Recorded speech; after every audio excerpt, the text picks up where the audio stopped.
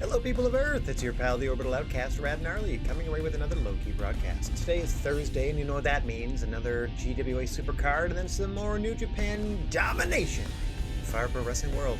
But first I'd like to say hello to everyone in chat or checking us out on VOD. No matter where or when you happen to be in this great big old world of ours, happy to have you with us. Hope the day finds you well. Okay, let's take a second here. Scoot on over to GWA mode. Hang on, there we go. Everything's up and running and ready and accounted for.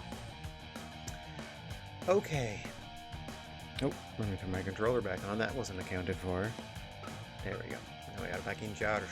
As always, we took the liberty of booking our event. We are in our usual sold-out football stadium somewhere in America.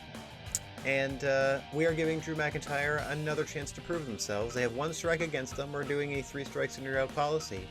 Kento Miyahara has joined us from All Japan Pro Wrestling, one of the stars of All Japan Pro Wrestling. Hey, GR, good to see you. Yeah, hope you're having a good day.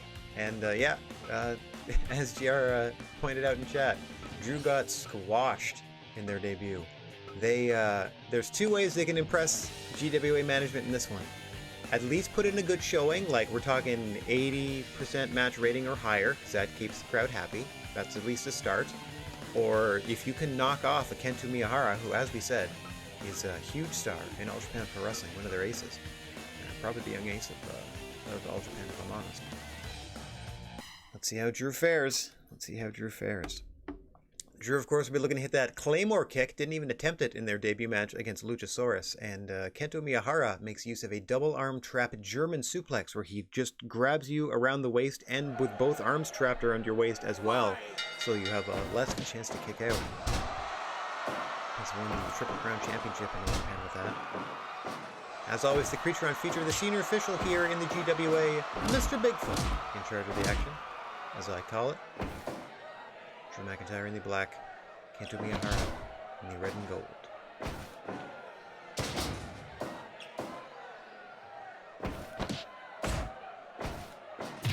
Both men taking the early measure of the other here. I can't imagine they'd faced off before, either in real life or in our fantasy world. Pin attempt there for no count. Expect the action to go back and forth, at least in the early going, until one gentleman is able to establish more of an offensive momentum, starts stringing together their more potent offensive maneuvers.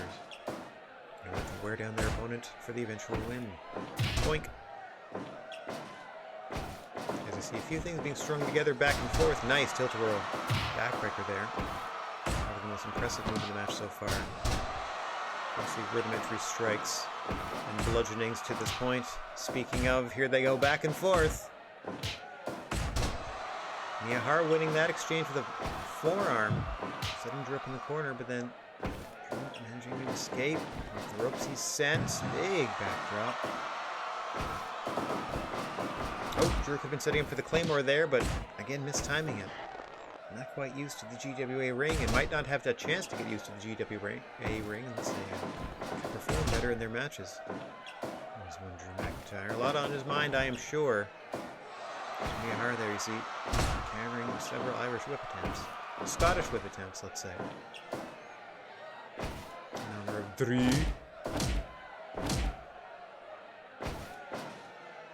Slammed into the canvas by the guest from All Japan. Able to counter the go behind. May have been looking for an early opportunity to hit that German. Oh, nice. Kicks the knee out of Drew McIntyre. Can't hit a Claymore if you can't use your leg. Big headbutt there from Miyahara. Starting to pull ahead just a little bit. There's a deadlift version of the German. 2 count on Drew McIntyre as we just passed the 6-minute mark. Whoa, counters with a throwing belly to belly. And now looks to slow things down with the face lock in the center of the ring. McIntyre thrown for a bit of a loop after that German gets his and clock clean with that clothesline, and now a shoulder butt takes him down. Off the ropes comes Miyahara a 3rd time. Big knee to the chest. Oh! Future shock DDT out of Drew McIntyre. And a 2 count in his own right. Showing a little more fire than his last match. But so far at the mercy of Miyahara. He sends him to the floor to get a little time and space to get his breath back. Now a little cat and mouse being played. As Drew gets back to the center of the ring first. Suplex attempt countered there by Kento. Drags Drew McIntyre away from the ropes. Oh, another vicious forearm, but oh my gosh, a throwing belly to belly sends Kento Miyahara tumbling to the floor. McIntyre falls him out with a huge clothesline. Now vicious left hand. Oh, another deadlift German, this time on the floor. Miyahara not going down quietly. McIntyre back to work on the arm. Oh, air raid crash there. Dropping Miyahara on the back of his neck. Oh, and now in the front of his face with that complete shot. Working head and neck is Drew McIntyre. Trying to wear you down to knock you smooth out with that Claymore kick. Again, another deadlift German on the floor there. 10 minutes down. Kento Miyahara as we pass 10 minutes now. Actually getting fast and furious. Remember, there are no countouts or disqualifications on the floor, but you can't win the match unless you're back in the ring. So smartly, Kento Miyahara enters. Oh, a throwing German this time. Tried to throw him into the turnbuckle, didn't quite make it. Boom! Drew responds with another future shock DDT, but can't recover in time to make the immediate cover. Hooks the leg deep though. 1, 2. Miyahara out at 2. As we said, Drew not able to make that cover right away.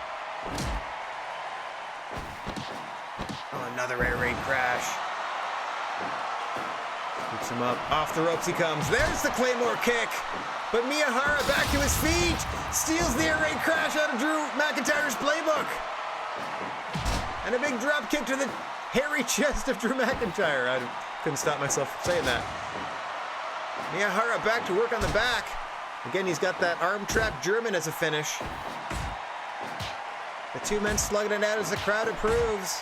A lot more fire out of Drew McIntyre this time. As you see him take down Miyahara with a huge clothesline to end that strike battle. But Miyahara's up first. Oh my gosh, last rites to Drew McIntyre, who recovers enough to send him off the ropes. Another Claymore into the cover. 1, 2, 3.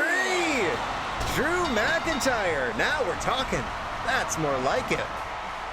Recovered from that last rites to whip Miyahara off the ropes, and that second Claymore able to capitalize and make a pin attempt right away. Able to secure the 3 count. Oh, in a 5-star match. The crowd loved it. What a rebound for Drew McIntyre. Thanks for coming, Kento Miyahara. Now the American fans are more aware of you, and hopefully they take some of that popularity with you back to all Japan. 99%. Good work, guys. Good work. Let's just save that real quick. Yowza. All right, our second contest. The first of, let me just double check here. 1, 2, 3, 4, 5, 6 championship matches. Every other match on this card, essentially, could have been a championship match. We have 6 of them, starting with the GCW, the Game Changer Championship, currently held by Xavier Woods. He is looking to defend that title against the walking weapon, Josh Alexander. Josh Alexander, known for that vicious spinning tombstone variation. Xavier Woods, more known for their strikes in recent months.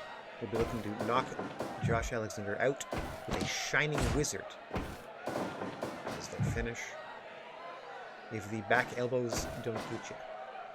As always, the creature on feature, senior official here in the GWA, Mr. Bigfoot in charge of the action. And we are well underway in this one. The GCW title, as we said, on the line. New champion, Xavier Woods, beating Jack Howard last month. We will see Jack Howard in action later in a number 1 contendership match, as we determine a new number 1 contender to new GWA heavyweight champion, Finn Balor. Xavier Woods himself, a former GWA heavyweight champion of the world, current holder of the Game Changer Championship, though. Work their way back up the card. And that starts with a defense against Josh Alexander here, who is looking to claim their first singles gold in the GWA. Nice diving clothesline there from Champion Woods.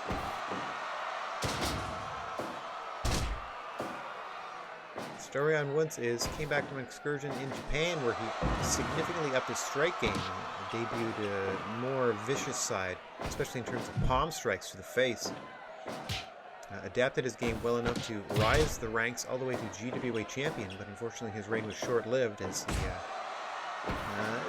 some would say arrogantly, started to call out the stalwart former champions of the GWA,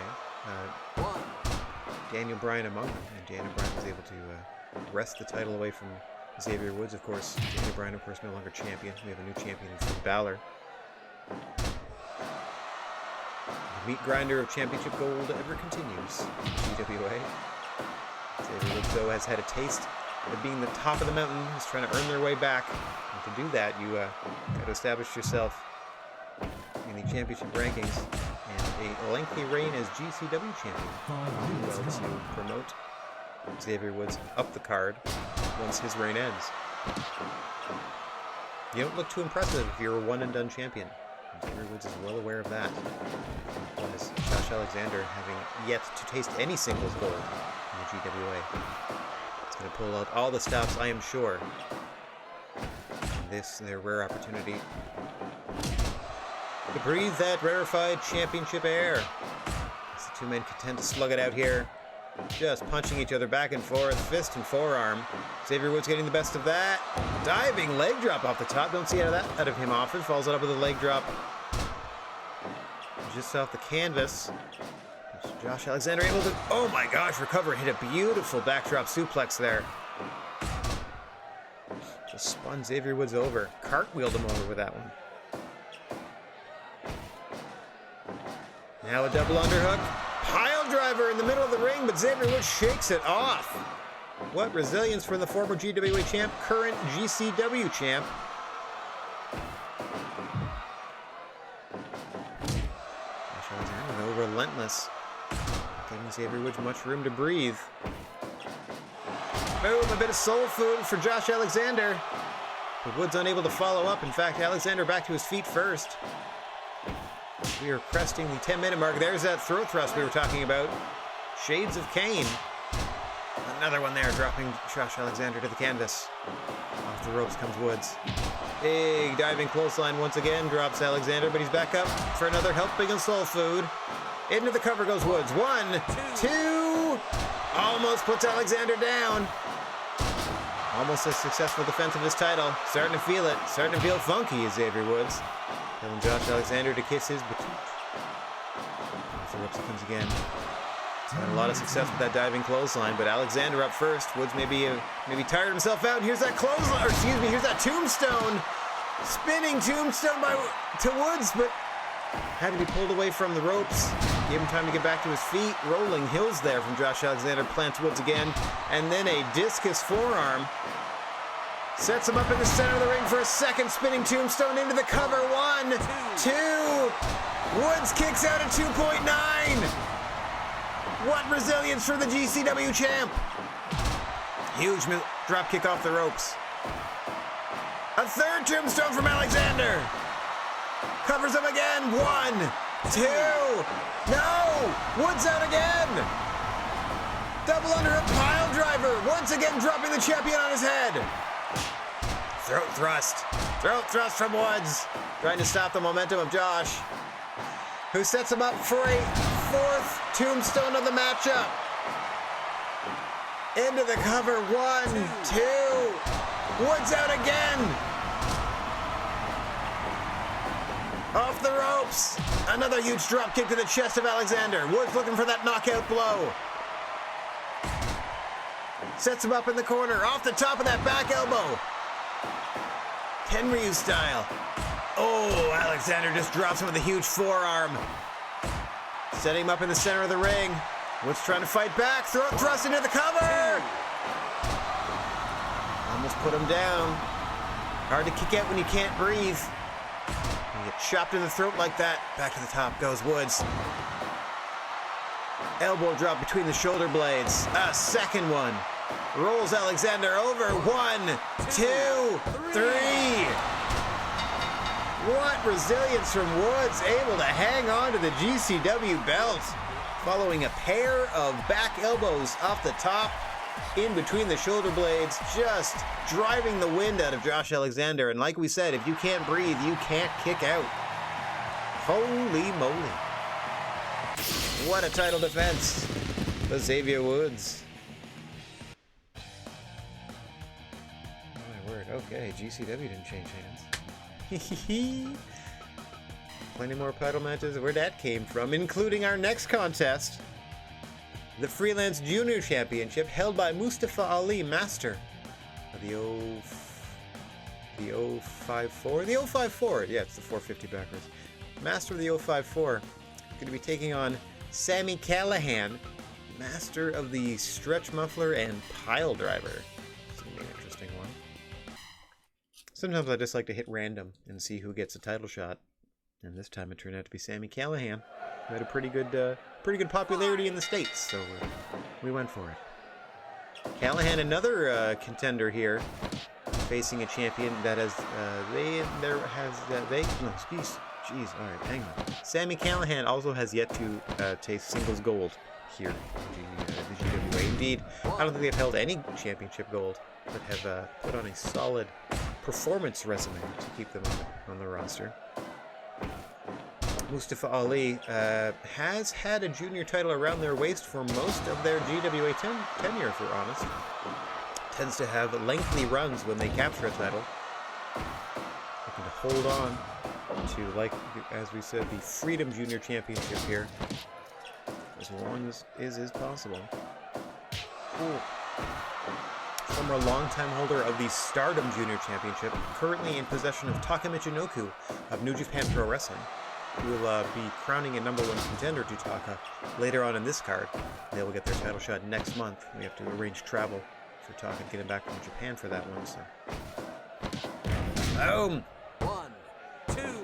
Another powerbomb counter gets a quick 2 count for Callahan here. Definitely more a thuggish brute style of junior heavyweight versus the much more athletic and limber Mustafa Ali, who uses a combination of head scissor takeovers and other agility-based maneuvers to wear you down for that 054. Sammy Callahan is a straightforward smash mouth style of wrestler, mostly known for their hardcore works, who have cleaned up their act only slightly to not use weaponry. As you said, shifting their moveset focus to their nice 450 splash into the back of Callahan from Mustafa Ali. Hang on here. We got 5 minutes gone into the match, and it might be over here. 2 count. 2 count only. Mr. Bigfoot. Anyway, Callahan adapted their more hardcore style to just a more brutalizing, I would say strong style, I suppose. Focusing their moveset on building their opponents, or wearing their opponents down for a stretch muffler. Or like we said, that cactus pile driver, that pulling pile driver they use. Though not afraid to demonstrate their stroke into the cover. Almost puts Mustafa down, surprised him with that. Jeff Jarrett's old finishing maneuver. Almost knocked Mustafa out. The champion fights on. Callahan going up to the top rope. We don't see this often. Having fist drop to the lower back there. Huge release powerbomb. Now dragging him well away from the ropes is Callahan. So we can set him up to come off the ropes with a huge clothesline. There's that stretch muffler. Into the stretch muffler. Give up. Senior Sasquatch checking for the submission. Nothing doing as Mustafa Ali breaks out. Sets him up in the corner. Another 450, but too close to the ropes. Too close to the ropes. There is the champ. Oddly going for the 450 instead of the 054. Oh, geez. The bottom dropped out there. Maybe Mustafa Ali. And there's that pile driver we were talking about. Callahan rolls him over. 1, 2. Only 2. Callahan had brutalized his way to a championship. And he's going back to the well with another huge pile driver. And then a forearm to the back of Mustafa Ali's head. Followed up with the DDT. Callahan rolling here, trying to find that last move, but Mustafa drops him. Waits for him to stand. Swinging DDT off the top beautifully. Plants Callahan in the center of the ring. Does Mustafa Ali. Fighting his way back in defense of their Freedom Junior Championship. But they're planted once more with another pile driver. Callahan rolls him over. 1, 2. Now Out at 2 again is Mustafa Ali. Huge exploder suplex from Callahan, who is fully in charge of this matchup at this point. Boom! May have spoken too soon. 2. Oh, huge super kick from Mustafa might have knocked Callahan out. Boom, a second one into the cover. 1, 2. No. Callahan again, another vicious powerbomb. Pulls him away from the ropes. Sets him up for what? Oh, he gets super kicked a third time. 1, 2. No, out at 2 again.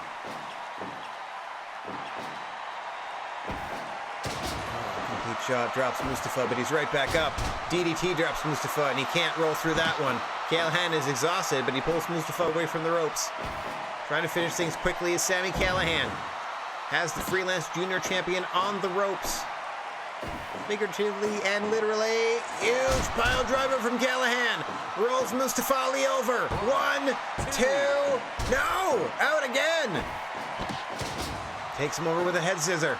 Up to the top. There's the 054, but too close to the ropes. Callahan able to break it immediately.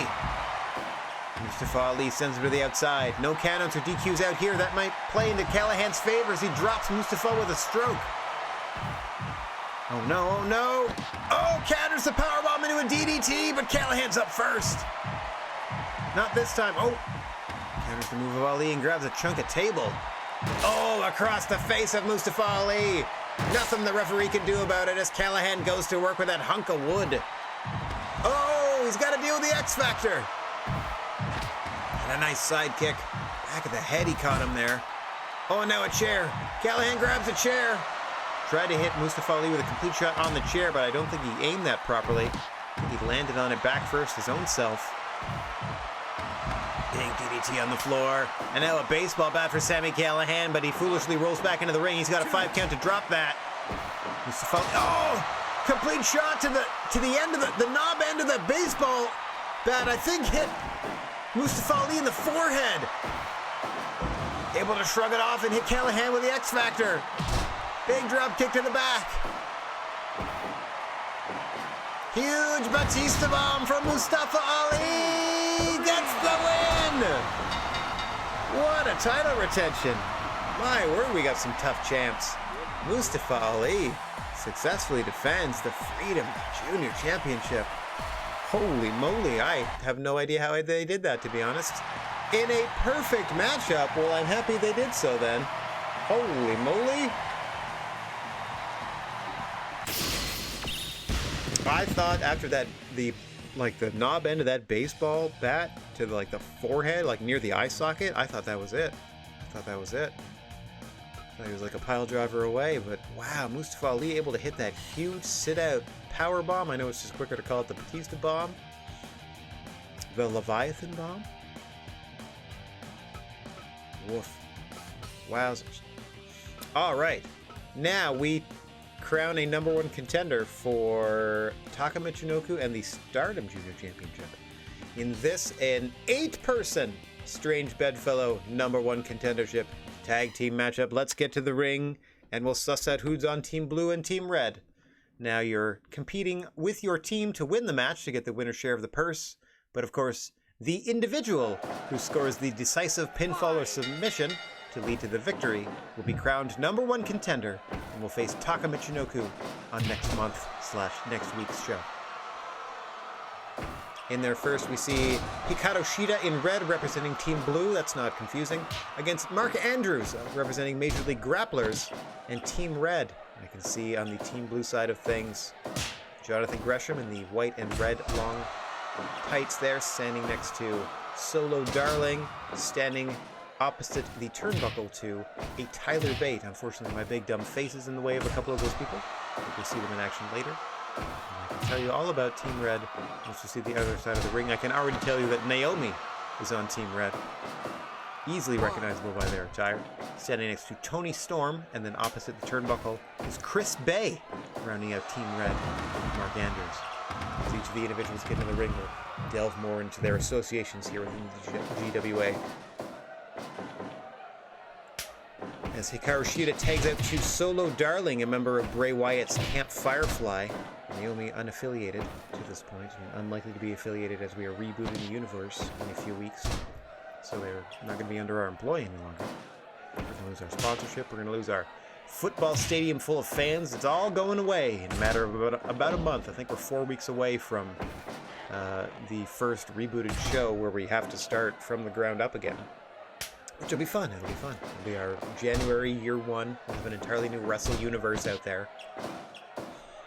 I got a lot of work to do. I got some, not a lot, but I got a few different organizations I would like to add. Some international wrestling federations, AAA and CMLL, that I've sorely neglected from adding to my game previous. So we're gonna get some more Mexican Lucha Libre representation coming forward. I need to add Big Japan to the mix because they are also sorely lacking in the Japan scene. They've been around for like 20-some years now. So. As we see Tony Storm of Demon Club unceremoniously tagged into and welcomed into the match by Jonathan Gresham of Dragon Dojo. Gresham, of course, in white and red. Tony Storm in the red and black. Tony Storm representing Demon Club herself. Headed by current GWA heavyweight champion Finn Balor, who won that title from Jonathan Gresham's leader in the Dragon Dojo, Daniel Bryan. This is a little bit of heated, stable rivalry going on amongst this 8-person contest. Now remember, you're trying to help your team win, but you're also trying to be the individual who scores the decisive pin or submission, thereby granting yourself a title shot at the Stardom Junior Championship, currently held by New Japan Pro Wrestling roster member Taka Michinoku, who we got to invite back.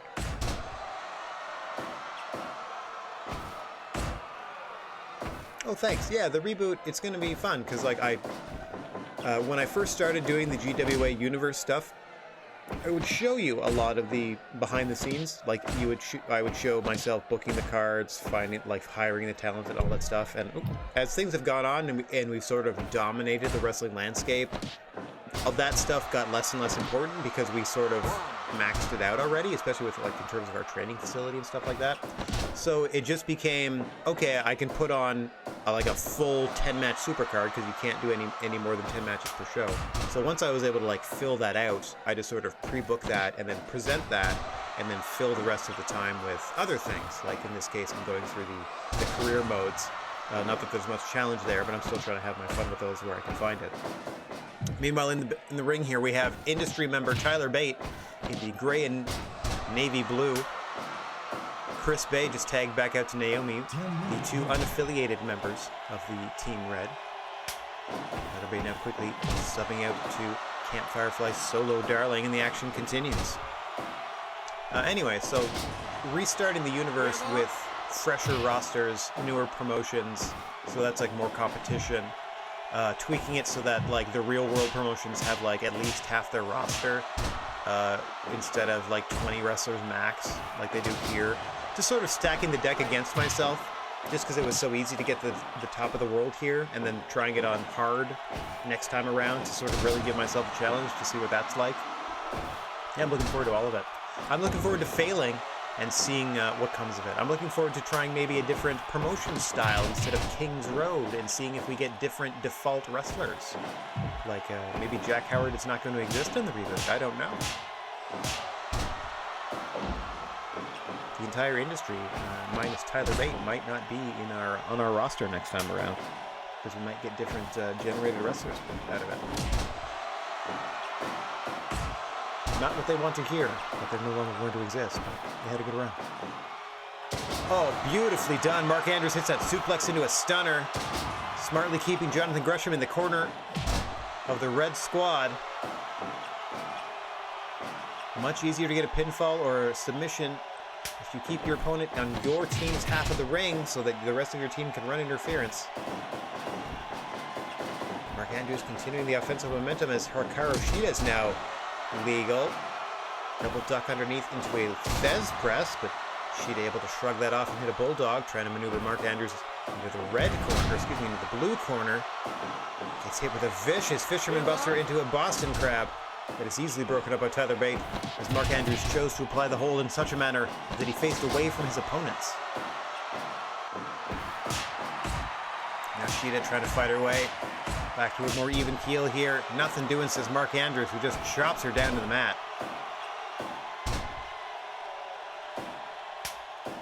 At the first sense that Mark Andrew has, that Hikaru Shida is building some momentum, he quickly tags out to teammate, at least in this matchup, Toni Storm.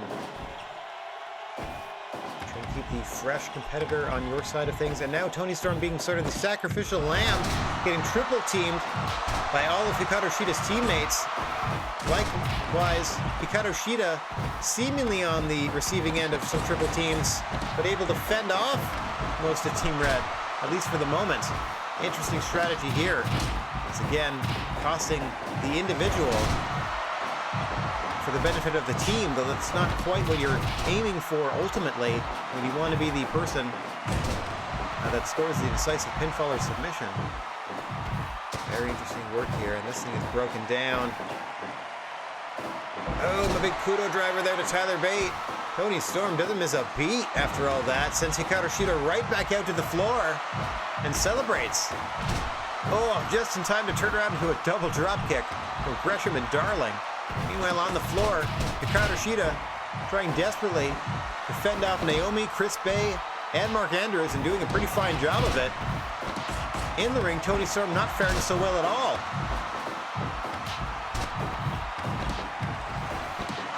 Solo out to try to help her partner. Meanwhile, in the ring, Toni Storm at the mercy of an octopus from Jonathan Gresham, the master of the octopus hold.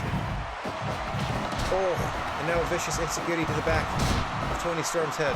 This match will not continue until Hikaru Shida re-enters the ring. My word, it is breaking down here as we approach 20 minutes gone. Huge airplane spin to Naomi. All for naught, though, as neither competitor is legal, and Hikaru Shida quickly and smartly tags out to Jonathan Gresham. Likewise, Toni Storm refreshes Team Red's member. And we got Mark Andrews, Jonathan Gresham going tete-a-tete. Nice head scissor takeover by Andrews, but in the wrong corner there. Oh, nice hook kick. Up top he goes, waiting for Gresham to stand. Diving head scissor takeover. That's more like it. Trying to position him in his corner of the ring. Oof. Counterproductive, but effective. Fisherman buster there. Fisherman can sneak around. Oh, counters that into a powerbomb. Interference being run. Oh, almost got him. Jonathan Gresham spiked Mark Andrews and almost got the pin there. Off the ropes he sends him. Oh, mistimed. Mistimed. Both men are down. Both men down here. Back up at the same time and slugging it out. Forearms and slaps. Huge drop kick. Settles the argument, at least for now. Gresham taking it to Tyler Bate. Double drop kick from Bate and Gresham to Andrews on the way out. Off the ropes he's sent. Big backdrop. Punch to the bush. Just a straight punch to the bush. Andrews with the head scissor takeover, though. Gets Chris Bay involved in the action. I don't blame him. Sucked a lot of punishment, has Andrews. Get the fresh competitor in there for Team Red, but Tyler Bate smartly maneuvers Chris Bay all the way back into Blue's corner here. 450 to the back of Chris Bay from Tyler Bate. Rolls him over. Perfect ring positioning here for Bay. Only a 2.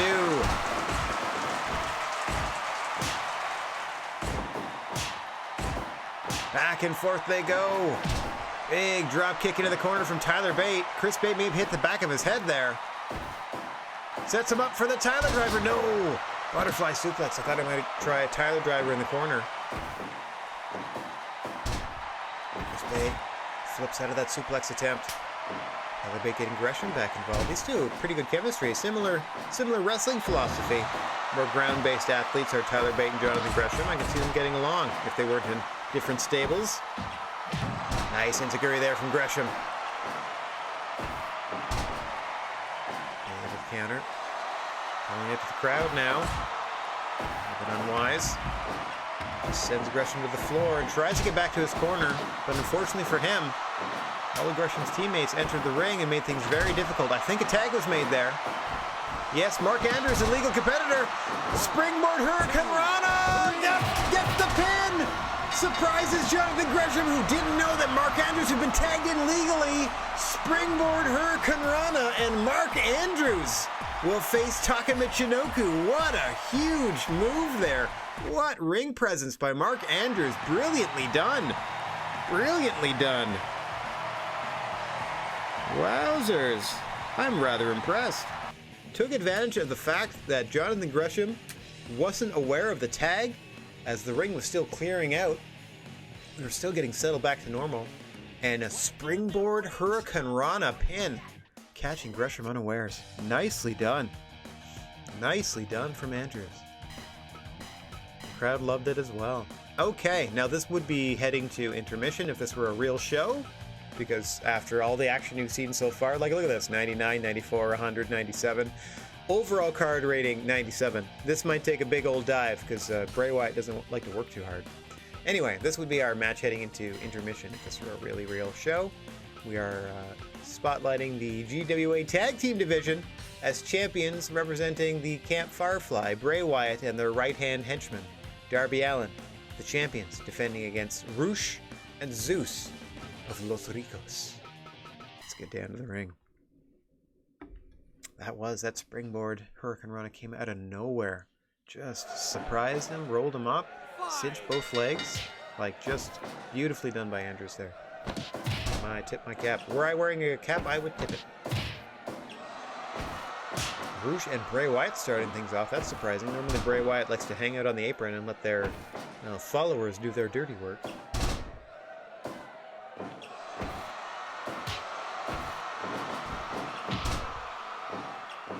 Rush, the former GWA Junior Heavyweight Champion. Both Bray Wyatt and Darby Allin are former GWA Heavyweight Champions of the world. Zeus is the only participant in this particular match not to hold a major singles title, though of course the focus in this are the openweight tag belts, currently held by Bray Wyatt and partner Darby Allin in Camp Firefly, coveted by Zeus and Rush of Los Ricos. And now we're seeing our first look at Zeus here, and quickly Bray Wyatt tags out to Darby Allin, knowing that Zeus is definitely the powerhouse on their team, as you see him chop away at the chest of wee Darby Allin. Zeus known for their chokeslam and jackhammer, their signature offense, and finishing maneuvers. Darby Allin, of course, known for that no-look dive off the top, the coffin drop. Bray Wyatt has their mandible claw that you must fear, and Rush has a double stomp and double underhook pile driver. I don't quite know the names of them, but I know that they definitely use them to great effect. Yeah, not a bad-looking Fiend, given that you only have, I mean, now you could totally make custom parts and literally make the Fiend, but this one was obviously created with just stuff that was in-game. I think they did a pretty decent job. A lot of layers you can put over your created wrestler. Add a lot of texture. I mean, obviously the tattoos aren't accurate, but like, just he looks tattooed overall, and that's just sort of the Bray Wyatt oeuvre, you know what I'm saying? The mask looks a little predatory, but what are you gonna do? We are 5 minutes gone in this one. Bray Wyatt content to wait as Darby Allin fends for himself on the floor against both competitors here, both challengers to the tag strap. Interesting psychology amongst the members of Camp Firefly, but it must be working for them, because here they are as tag champions, and none of them have defected from the leadership of Bray Wyatt. Yeah, Bray just chilling. That's his MO. Like, he'll do that for about half the match until he finally all right, I'll help my partner. Very strange mind games being played in and amongst the members of Camp Firefly at all times. Just a weird, wacky group, that is. For sure. As we see Zeus tag back in, let's see if Bray retreats. No, actually going to bring the fight to Zeus this time. Big one-handed slam there to the Eater of Worlds. And now chopping away the chest of the Fiend is Zeus. Another big All Japan star that, in real life at least, that is a part of the GWA roster. I like to think we have a real good international mix of stars representing the GWA across our 51-person roster. Drew McIntyre doing their best to secure that 51st slot with that huge win earlier in the card. Double drop down there from Allin. Huge clothesline off the ropes. Nice momentum. And you see Roosh staying on the apron knowing that Zeus can kick out at 1, and also staying on the apron knowing that that pin attempt is going to get broken up. Back and forth they go. Darby Allin surprisingly catching Zeus on the point of the jaw and getting the better of that strike battle. Nice snap suplex there from the tag team champion. Trying to work Zeus over, but Zeus smartly tagging Roosh in, and now a double suplex is going to send Darby Allin out to the floor. Zeus follows him up and grabs a chair. No DQ or counted on the floor. Roosh is minding the store, just waiting to see if Bray Wyatt does anything. It's up to Darby Allin to fend Zeus off on his own. Likewise, it's up to Zeus. Oh, nice snap suplex there to Zeus from Darby Allin across those chairs. Oh, for now a head scissor takes me to the commentary table. Darby Allin doing great here again. Oh, up until the choke slam, that is. Up until the choke slam, that is. Oh my.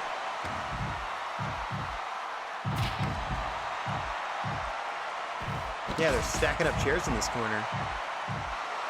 Darby's gonna put them into good use. Throws Zeus back into the swing of things, and Roosh had been waiting all along, and hits a huge tombstone pile driver, and is waiting for Zeus to catch his breath to tag him in legally. Super kick to Darby. Zeus just bodies him to the mat. Oh, but Darby able to sneak out and get Bray tagged in. Amazing work there. And now they send Zeus to the floor with Bray legal, so he will have to hop out there. Oh no, elects to roll right back in to attack Roosh. Meanwhile, the Darby Allin-Zeus rivalry continues. This time at least Bray's doing something, as he shoves Roosh down to the canvas. Meanwhile on the floor, huge clothesline from Zeus there I just saw. Darby able to counter with a DDT. Oh, huge Olympic slam by Roosh sends Bray Wyatt to the floor, and again he quickly rolls back in and tells Roosh to bring it on. Mind games being played all over the place here. Another huge choke slam to Darby Allin. Undaunted, Darby Allin DDTs Zeus in response. Meanwhile in the ring, huge headbutt to the back of Roosh's head from Bray Wyatt. It's sort of an inverted powerbomb move there. And then Sister Abigail to Roosh. Oh my gosh. Action too fast and furious to call. Nice super kick there from Roosh, trying to fight back into his way back into this one. Zeus and Bray, the legal fighters. Oh, mandible claw, center of the ring! Just like that! Oh, luckily Roosh is in there to break it up. Beauty of the mandible claws. You can hit it to anyone, on anyone, at any point. That was a forehead claw choke slam, and it gets the pin! Holy moly! Bray Wyatt busting out a new move. An iron forehead claw choke slam after the mandible claw application. Zeus unable to recover. And the worst match on the card. I knew it would be lower than all the other ones by a long shot. But a successful defense of the tag team titles. Darby Allin doing the heavy lifting, taking the brunt of the punishment and dishing most of it out to Zeus. And then Bray sweeping up, there to bring it on home. Okay, just tapping it in. All right, last month, man, we got a lot of guests in from, or we have 2 guests in from All Japan. This is our 2nd guest. Last month, so that would have sent you to intermission. So now here we are back from intermission with this thing. Because last month, Black Tiger 7 won one of our #1 contendership matches in as a guest to earn the right to face Junior Heavyweight Champion Kushida. Normally, the GWA belts headline the show. But we drew more fans if we put it lower in the card. So that's why it's coming back from break. Kushida defending the junior title against Black Tiger 7. Black Tiger 7. Yeah, little Darby carrying the load for the tag team champions. And then then Bray Wyatt coming in to just sort of like clean up the mess. Or you know what I mean? Start out on 3rd, think they hit a triple. Just get bad at home. Alright, I'll just put my little stamp on this and off we go. These 2 fellow countrymen, but I don't know that they've encountered one another across their careers, because Kushida would have been associated with New Japan Pro Wrestling before coming to NXT, before coming to the GWA, at least in terms of this universe. And Black Tiger 7 here is apparently in their early 40s and is part of the All Japan organization. So and has been for some time, so I don't know. I don't know. These two have faced each other IRL. They certainly haven't in our fantasy world. Black Tiger, normally a foil for Tiger Mask. Another long-time New Japan talent or gimmick. Currently only in the 4th iteration of Tiger Mask. It seems like Tiger Mask 4, who has dropped the 4 from the end of their name, is likely to be the last Tiger Mask. Meanwhile, we're on Black Tiger 7. So, I don't really know what that tells you, other than it seems that Black Tigers give up their pursuit of Tiger Mask long before Tiger Mask gives up his life as Tiger Mask. Quick 1 count there from Kushida. If you're below 5 minutes in a match, you try a pin attempt like that, you're really trying to just sort of check out the cardiovascular conditioning of your opponent. And Kushida just taking the measure of Black Tiger there. Trying to fight for the glory of All Japan Wrestling, and for the richest junior prize when you stroll down the gnarly wrestling aisle of the GWA. And that is the GWA Junior Championship, currently held by the Time Splitter Kushida. Nice Cobra twist off the ropes there. The Black Tiger. I don't know how... Hang on. Oh, gets a no count. I don't know how successful you're going to be trading submissions with Kushida, though. An excellent ground and amateur game from our junior champion.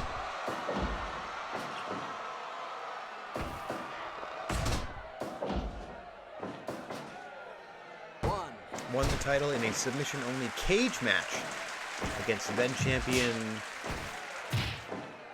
Jonathan Gresham. Master of the octopus hold. Nice buzzsaw kick to the side of the head of Black Tiger. Almost puts him out.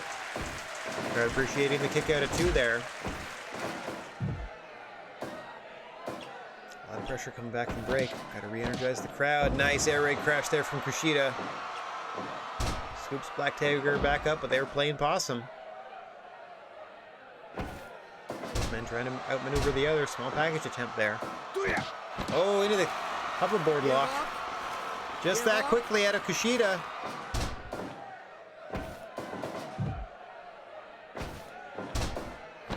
Black Tiger able to break free. 10 minutes gone in this one. He's starting to heat up. So the first application of one of Kushida's finishes there. Also uses a small package driver.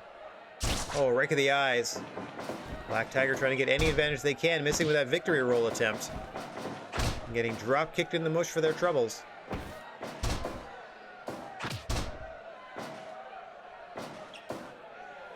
Kushida maneuvering. Oh no, again. Black Tiger trying to keep Kushida near one of the corners for whatever reason. Oh, may have knocked him out with that shot. No, just a 1 count. Just a 1 count. Oh, that may have knocked out Black Tiger, excuse me.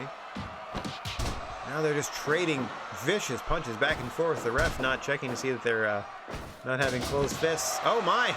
Crossface from Black Tiger 7.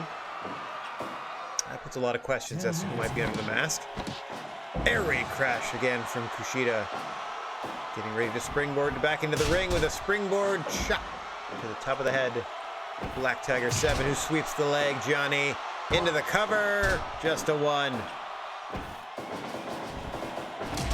Big shoulder tackle there from Black Tiger 7. Off the ropes he sent. Boom. Drop kick to Kushida's face this time. Duck underneath. Oh, missed time there, but only Black Tiger falls down. Kushida looking to take advantage. Says this is it. Black Tiger fighting from underneath. Off the ropes again. Into another twist. Give up. We approach 12 minutes here. Oh, just a kick to the ribs off the ropes from Kushida. Just a soccer punt to the side. Black Tiger starting to feel it, winning that strike exchange with a clothesline. Stomping away at the champion. Off the ropes he sent. Huge jumping forearm from Kushida, but no, another drop toe from Black Tiger, who's got a counter for everything. Has an answer for everything Kushida does. Kushida unable to maintain any real momentum there. Nice kick slap combination. Put Black Tiger down, but didn't stop him. Oh, big FU to a literal FU to the crowd as he comes off the ropes once more with another drop kick to the face of Kushida. Thinks this will do it. 2. Kushida out at 2. Boom, another knockout shot. dragging Black Tiger away from the ropes, picks him back up. Oh, his spike with the DDT is Kushida. Junior title on the line, and here comes Black Tiger. There goes Black Tiger. Sent bodily out of the ring. Kushida follows him up with a splash. Rolling Soba to the midsection of Black Tiger. Oof. Tries a forearm. There's that small package driver we were talking about, but it does not get you a pin attempt on the floor. Tiger trying to take out the legs. Trying to work on the face. Back to that abdominal stretch. Back to that Cobra twist. Kushida got to fight his way free. There are no countouts or DQs on the floor. Black Tiger fighting for all he's worth. Going back to the eyes. Oh, and then kicks the legs out. Rolls through into the armbar from Kushida.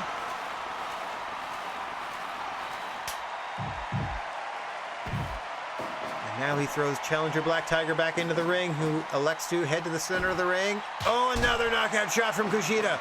Pulls Tiger back to his feet, off the ropes. Huge forearm to the back of the head this time. Tiger out on his feet. Buzzsaw kick. Oh, Black Tiger pops right back up. A second buzzsaw kick. Hooks the leg deep. 2, 3. Kushida knocks out challenger Black Tiger and retains the belt in about 17 and a half minutes. Not too shabby. Not too shabby. How do we do? 99%. Wowzers. All right. Right back into the swing of things. Yeah, able to counter, or able to muscle his way through that first one, kind of shrug it off, but that second one just knocked him smooth out. It was actually like 4 or 5 shots to the head there in a row. Nicely done by Kushida to retain the GWA Junior strap. Love it. That was probably the most highest rated match of Black Tiger's career. Let's not mince words. Okay, coming up next, we are crowning ourselves a #1 contender. This time to Finn Balor's GWA Heavyweight Championship. That's right. The individual who gets the pinfall or submission in this one is the #1 contender to the biggest belt in the promotion, and we'll be facing Finn Balor next month / next week on this card. That's right. Another huge #1 contender match. You know how these work. You're on teams, but the individual who gets the pin or submission gets to be #1 contender, and we're starting things off. Samoa Joe representing Team Blue, Daichi Hashimoto representing Team Red. You also see Luchasaurus, Kota Ibushi, and Rey Mysterio rounding out the Red squad. Samoa Joe repping the blue corner. You'll see his partners momentarily as you see Daichi Hashimoto tagging out to the leader of Los Ricos, Rey Mysterio, facing Samoa Joe for the first time in this one. Oh my gosh. As we see Samoa Joe's partners tagging in Hollywood hunk Jack Howard, leader of the industry, as well as Wardlow in the singlet representing Camp Firefly, and leader of the Major League Grapplers, Will Ospreay, rounding out Team Blue. My word. A couple of heavy hitter squads for sure. Kota Ibushi and Luchasaurus both unaffiliated for Team Red, but Daichi Hashimoto, a proud founding member of Dragon Dojo. And as we said, Rey Mysterio, they're rounding out that quartet for Team Red, leader of Los Ricos, as we have refreshed the competitors on both sides, as Kota Ibushi and Will Ospreay are going to go one-on-one. This was recently a main event in real life New Japan for the IWGP World Heavyweight Championship. Will Ospreay having enough of Kota Ibushi, quickly tagging out to Wardlow. A menacing figure seen every Wednesday in AEW Dynamite. Master of the F10 is Wardlow. I was going to say strange we haven't seen Brock Lesnar, or seen Brock Lesnar in this #1 contendership matchup, but then I remembered they got a tag team match coming up later.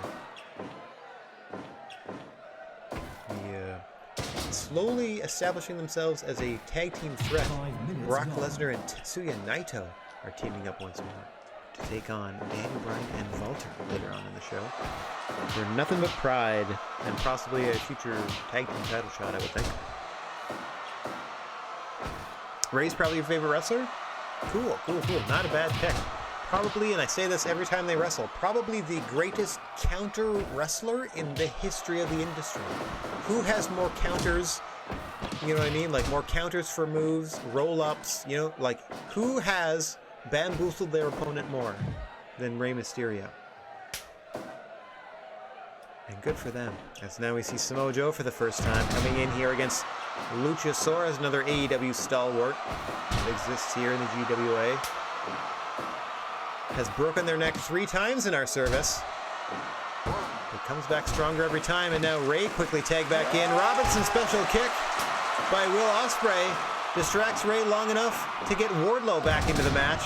And now Wardlow, after that double powerbomb, going for a quick pin, almost puts down Rey Mysterio, but Luchasaurus able at the last possible moment to stop that cover. Now Kota Ibushi quickly tagged in. Rey feeling it after that double powerbomb from Samoa Joe and Wardlow. Nice quick German there. The wrong part of town as Jack Howard's able to break up that pin attempt. A reminder, you're doing this for your team, but also the individual that gets the pin or submission is #1 contender to Finn Balor's GWA Heavyweight Championship of the world. And you get the main event slot next month / next week when we run our next GWA card. Daichi Hashimoto, representing Dragon Dojo, is now looking to face off with Hollywood hunk Jack Howard of the industry. Wardlow leaving him with a backdrop to remember him by. As now Hashimoto and Howard going strike for strike. You do not want to attempt that with Daichi Hashimoto, known for their dangerous striking game. Oh, quick tags back and forth on both sides of this. It seems that both teams know what is at stake in terms of the opportunity. It's the richest prize in our industry. And they're doing what they can. Keep the match rolling and give their team the best chance to win. Huge dragon suplex center of the ring, but able to but unfortunately his legs are kicked out there by Ospreay. And another double powerbomb, this time to Ibushi. Joe and Wardlow working well together. Quick tags again on either side. Golden trigger! As you hear there, a big golden trigger. It's now Hashimoto and Ospreay. Legal for Team Red and Team Blue, respectively.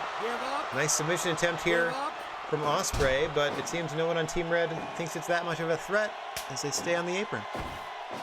Quick tag out to Samoa Joe. Once again, quick tags on both sides of this. Still anyone's game as we are just 13 minutes into this matchup. Quick tag out now to Luchasaurus after Hashimoto lures Joe into the corner. Luchasaurus unable to get any offense so far against Joe. Nice snap suplex there. Off the ropes goes Joe. Huge kick to the back of the head of the 65 million-year-old dinosaur, who now suplexes Joe to the floor. And all of Team Red now looking to go to work. Joe thrown back into the ring where Rey Mysterio can distract him. This match will continue as such, with all participants being able to fight until Luchasaurus gets back in the ring, and there he is. Meanwhile, Samoa Joe softening up Rey Mysterio to the delight of Team Blue. Boom, a big clothesline from Joe drops the big dinosaur. Sends him off the ropes. Another pump kick, this time to the face. Oh, just a senton across the chest. Joe going to work on Luchasaurus here. Into the STF. Whoa, Ibushi in right away to break that up. That could have been deadly. Now Hashimoto keeping Joe grounded, giving Luchasaurus time to recover and tag in Kota Ibushi properly. Joe likewise tagging out to Wardlow. Oh. Ibushi with that strike combo on Joe, dazing the big man, but unfortunately he was no longer legal in the matchup. Another huge dragon suplex, wrong part of town, as again Will Ospreay able to, someone was able to come in there and kick his legs out. Oh, huge spine buster from Wardlow. Kota Ibushi, you see there trying to escape to his corner, thinking better of it. Nice kick to the side of the head. Double stomp to the chest of Wardlow. Pop the man back to his feet though. Back and forth they go. You can hear Kota putting everything they have into it. Oh, a huge clothesline from Wardlow settles that dispute. Now just throwing Kota Ibushi to the floor once again. Wardlow Huge powerbomb to Rey Mysterio. Choke slam to Luchasaurus. Good Lord. Running interference while his teammates can go to work on Kota Ibushi. We saw this in the last multi-person matchup. Huge, interesting strategy there, but a choke slam, moonsault pin press combination from Luchasaurus. Oh, hang on, F10 to Kota Ibushi. But wrong part of town. That would have been it. Wardlow had been on the other side of the ring, but Kota Ibushi's able to get up and get Rey Mysterio tagged into this one. Wardlow likewise, refreshing things on his side, tagging in Will Ospreay. What a wild one we have here. Frog splash from Rey, too close to the ropes. Sends Ospreay back into the turnbuckle though. Calling for it one more time. Again, wrong part of town, Rey. Waiting for Ospreay to stand. Can't get off whatever maneuver he was attempting. And Rey Mysterio. Out of the corner into a nice splash. But again, wrong side of the ring. Team Blue able to get in quickly. Jack Howard hitting a huge TKO to Rey. Ospreay with that spinning Stardust press to the back of Rey Mysterio. Beautiful maneuver. Oh, countered into a powerbomb, but too close to the ropes. Rey's able to grab one. Gets a second powerbomb counter. Everyone's running interference. Whoa, Rey almost pinned. But only two. Rey fighting back. Trying to work his way back to the red corner and get a tag. Ospreay drops him with a body slam and gets Wardlow back involved. Nice hip toss there. Oh, in the wrong direction though. As Rey's able to scurry into the corner. Daichi Hashimoto tag back in. Repping Dragon Dojo. Wardlow representing Camp Firefly in this one. Another cohort of Bray Wyatt is Wardlow.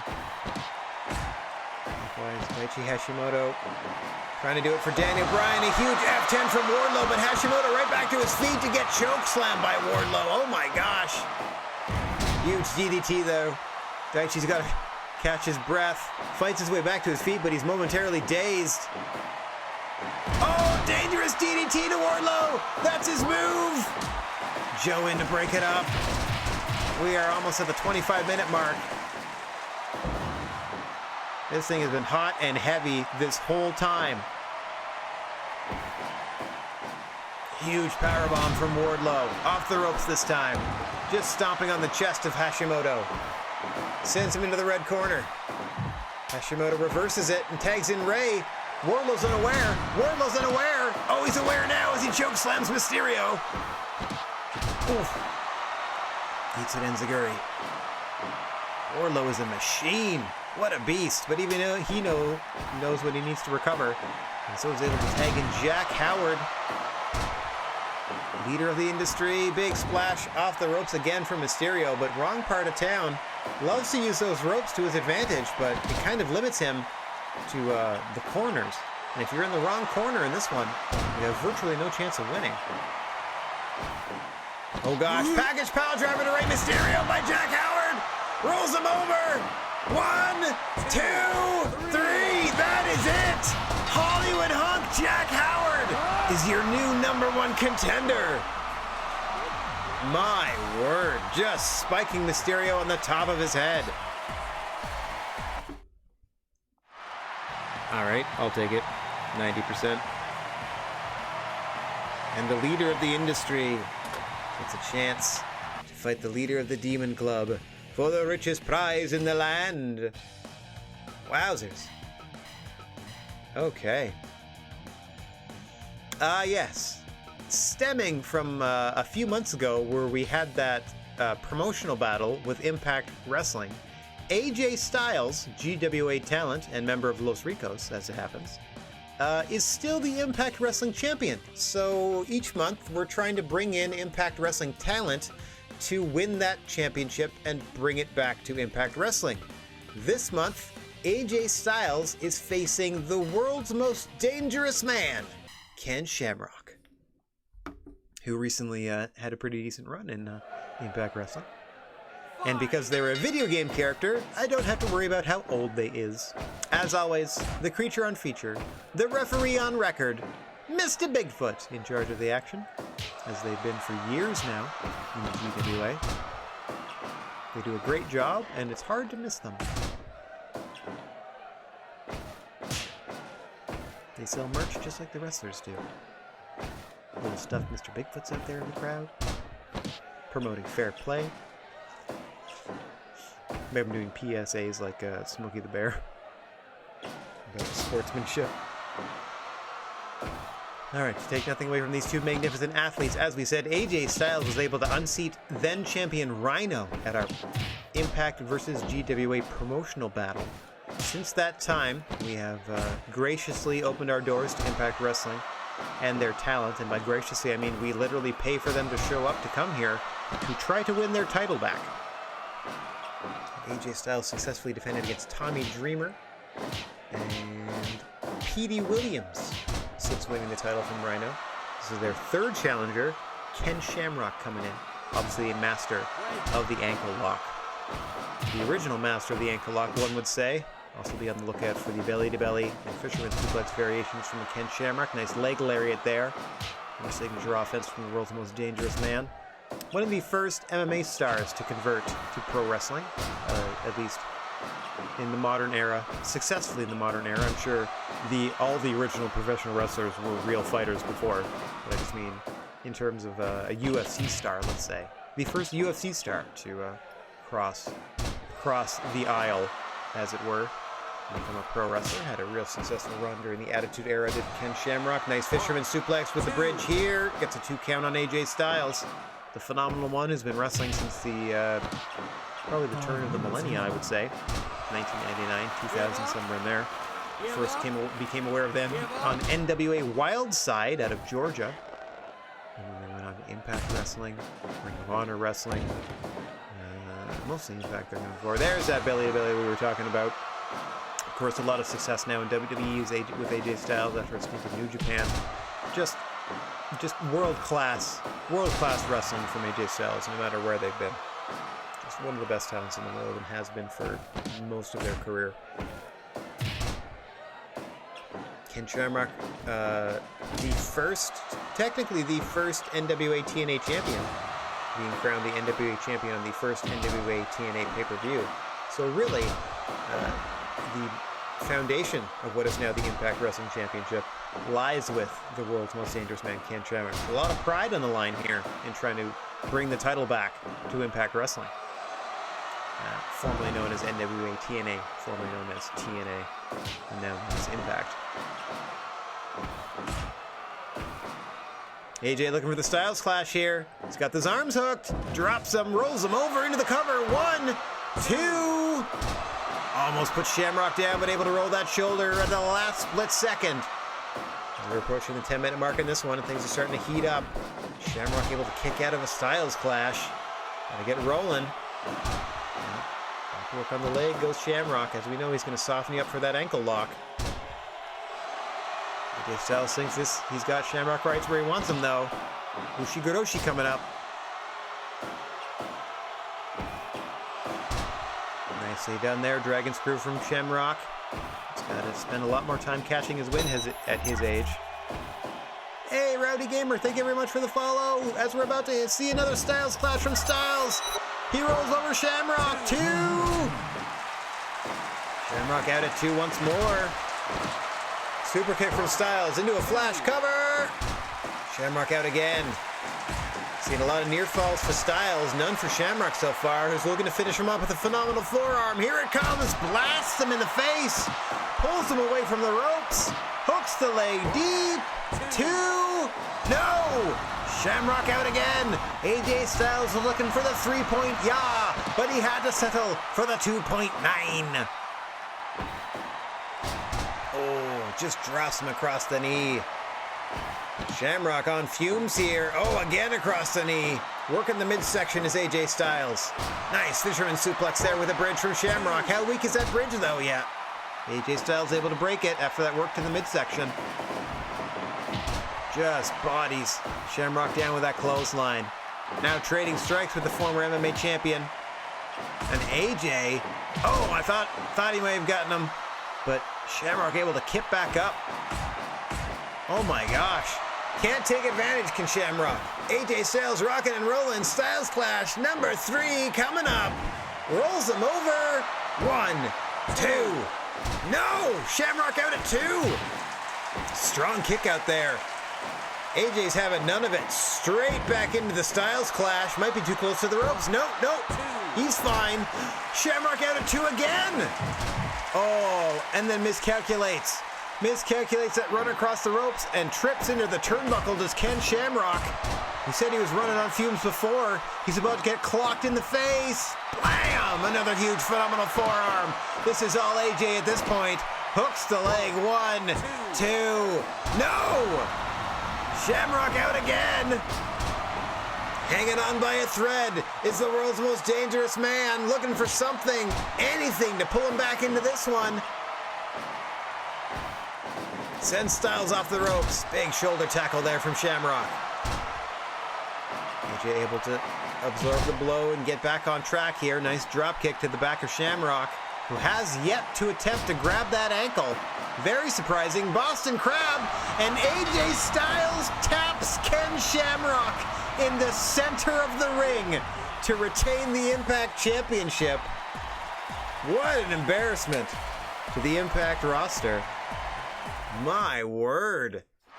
But what a great match they had. So, you win some, you lose some. Ken Shamrock unable to stop AJ Styles and their reign as Impact Champion. We're gonna have to bring somebody else in next month. Bring somebody else in. I'm running out of people. I'm gonna bring in Jessica Havoc next month. Maybe that'll work. All right, here's that tag team match we were talking about. Tetsuya Naito and Brock Lesnar teaming up to face Walter and Daniel Bryan. I'll be totally transparent. I booked this match because of the popularity of all the wrestlers involved to make sure that we sold out the arena. We had one match left to book, and we had about 53,000 people here. This match, in and of itself, brought at least 12,000 people into this arena. So that's why it's here. People want to see these people wrestle. And I do too. Tetsuya Naito and Brock Lesnar are getting into a bit of a groove as a tag team when they choose to team up with one another. It seems that 2 wrongs are making a heck of a right. Meanwhile, Walter, you see in the ring there, the Iron Golem of the GWA, and Daniel Bryan have been teaming as members of Dragon Dojo for years now in this wrestling universe. Strangers to one another. Of course, tag team title implications in this one, as we have very few regular teams. Most of the stables are in contention, but if Brock Lesnar and Tetsuya Naito can pull off a victory here against an established stable, especially featuring a former GWA champion, Daniel Bryan, I would say that would catapult them to the top of the tag team rankings and might put them in contention to Darby Allin and Bray Wyatt at their earliest championship convenience. And what a match that would be. Darby Allin and Bray Wyatt against Brock Lesnar and Tetsuya Naito. That'd be an interesting one. Absolutely, this is just a huge, huge matchup. Likewise, if Daniel Bryan and Walter knock off 2 single stars like a Brock Lesnar and a Tetsuya Naito, perhaps they should be in line for a Darby Allin and a Bray Wyatt. And what a match that would be. That's kind of how we built things in the GWA. We have a lot of really good dream match options all of the time. All of the time. It's a great, great feeling to have like a roster of 50 people and look down the list and be like, okay, I could pair anybody with anybody, and I would be interested to see that. And you're going to see a very interesting example of that in our main event tonight, as Miro will be defending the Stardom Heavyweight Championship against the #1 contender, Asuka. That's right. Miro versus Asuka is your main event. And that is a match you'd probably never see. Oh yeah, Lesnar versus Danny Bryan at Survivor Series a few years ago. Yeah, they did an amazing big man, little man type of match there. Oh, you can tell that Daniel Bryan puts a lot of thought into everything he does. Like literally, like in and outside of the ring, like he just seems like a thoughtful guy. So like, just, like minds like that, like if they find something they're passionate about, well, obviously like layer in so much stuff. Like Edge does the same thing. Like he puts so much thought into every little thing he does. Christian's the same. Like there's a lot. I don't want to say a lot in that generation necessarily, but there's a handful I can think of, and those are the 3 that jump to mind. That absolutely like Jericho obviously very much cares about their character and their matches and where their storylines, where things are going. Sometimes that can be a detriment, like you get a guy like a CM Punk who sort of burned himself out on caring too much about that. Look at Randy Savage, was apparently famous for being super intense about his stuff, his spot, what he was doing, so on and so forth. But I think you need that for a certain level of star. I think you need that to achieve a certain level of stardom and get up on the card. You gotta care, otherwise what are you doing? Much like Brock Lesnar caring about that key lock until Daniel Bryan able to break it up on Walter there. These two big meaty men slapping meat until Walter tags out to Daniel Bryan. Oh! Brock Lesnar helping Walter out of the ring with a throwing German suplex, just sending him to the floor, and now trying to send Daniel Bryan out to the floor, likewise with a throwing belly to belly. Looks like we're on the on-ramp to Suplex City already. Oh my God, F5 to Daniel Bryan, just like that, but Daniel Bryan rolls out. Daniel Bryan fights it off and is back to his feet first. Just casually hit with an F5, and then just as casually thrown to the floor are both members of Dragon Dojo by Brock Lesnar, who hits a second F5 to Daniel Bryan into the cover. 1, 2, oh, Walter in just in time. Had to get up to his corner before he could tag up and get in to break that up. What work by Brock Lesnar. Motivated in this one is the Beast Incarnate. Holy moly. Just tossing his opponents around. Yeah, it's unfortunate that that's how his legacy sort of ends, is that got burnt out on creative, went home, never came back. I mean, that's fine, that's the way it's going to happen. It just sometimes happens that way, but yeah. They could have had Daniel Bryan and CM Punk as their Brett and Shawn for 7 or 8 more years. You know what I mean? It could have been those two trying to one-up each other on who was the best in the world. Because Daniel Bryan would have been flattered by the title, and CM Punk would have been motivated by people talking about Daniel Bryan instead of him. Anyway, let's not dwell on what might have been. There's a lot of talent out there in the wrestling world right now. It's ridiculous. WWE in and of themselves have enough people on their roster to do 6 shows, and they put on 4 a week or something ridiculous. They have too much. Much like Brock Lesnar is too much in this one, just throwing his opponents out of the ring repeatedly and then doing a little dance in the ring to show you he has plenty left in the tank. Because the Beast Incarnate, who did not come to play in this one, Destino to Walter by Tetsuya Naito, but Walter immediately back to his feet. Victim of a double powerbomb there from Naito and Lesnar, but it seems that Lesnar and Naito are feeling it in this one, Lesnar especially. I have not seen him in this form in quite some time. Seems to have really hit on something in teaming with Tetsuya Naito, as you see him try to throw Walter into the crowd there. Oh, another F5 to Daniel Bryan. That is the third of the matchup. And then a British fall to Walter from Naito, and then a double powerbomb. We got to get the lethal combatants back into the ring here. That's the only way to get back to some sense of order. Oh, there we go. Lesnar and Walter back into the ring. Walter smartly throws Lesnar back into his corner, trying to chop the big man down and maybe tag Daniel Bryan back in. You're only a yes lock away from ending this at any point, remember. Brock Lesnar likewise tagging Tetsuya Naito in. Double team action for Daniel Bryan, and now Naito going to work. Bryan trying to cut him off, roll through a victory roll. 2. As you see Brock Lesnar, again, there's that weird relationship they have, just content to watch Naito work. Oh, back and forth they go. Huge enziguri there from Daniel Bryan. Stops that discussion, at least momentarily. Nice counter there from Bryan as well. Gets sent off the ropes, though. Drop kick to the leg, taking out the knee of Daniel Bryan. In comes Lesnar.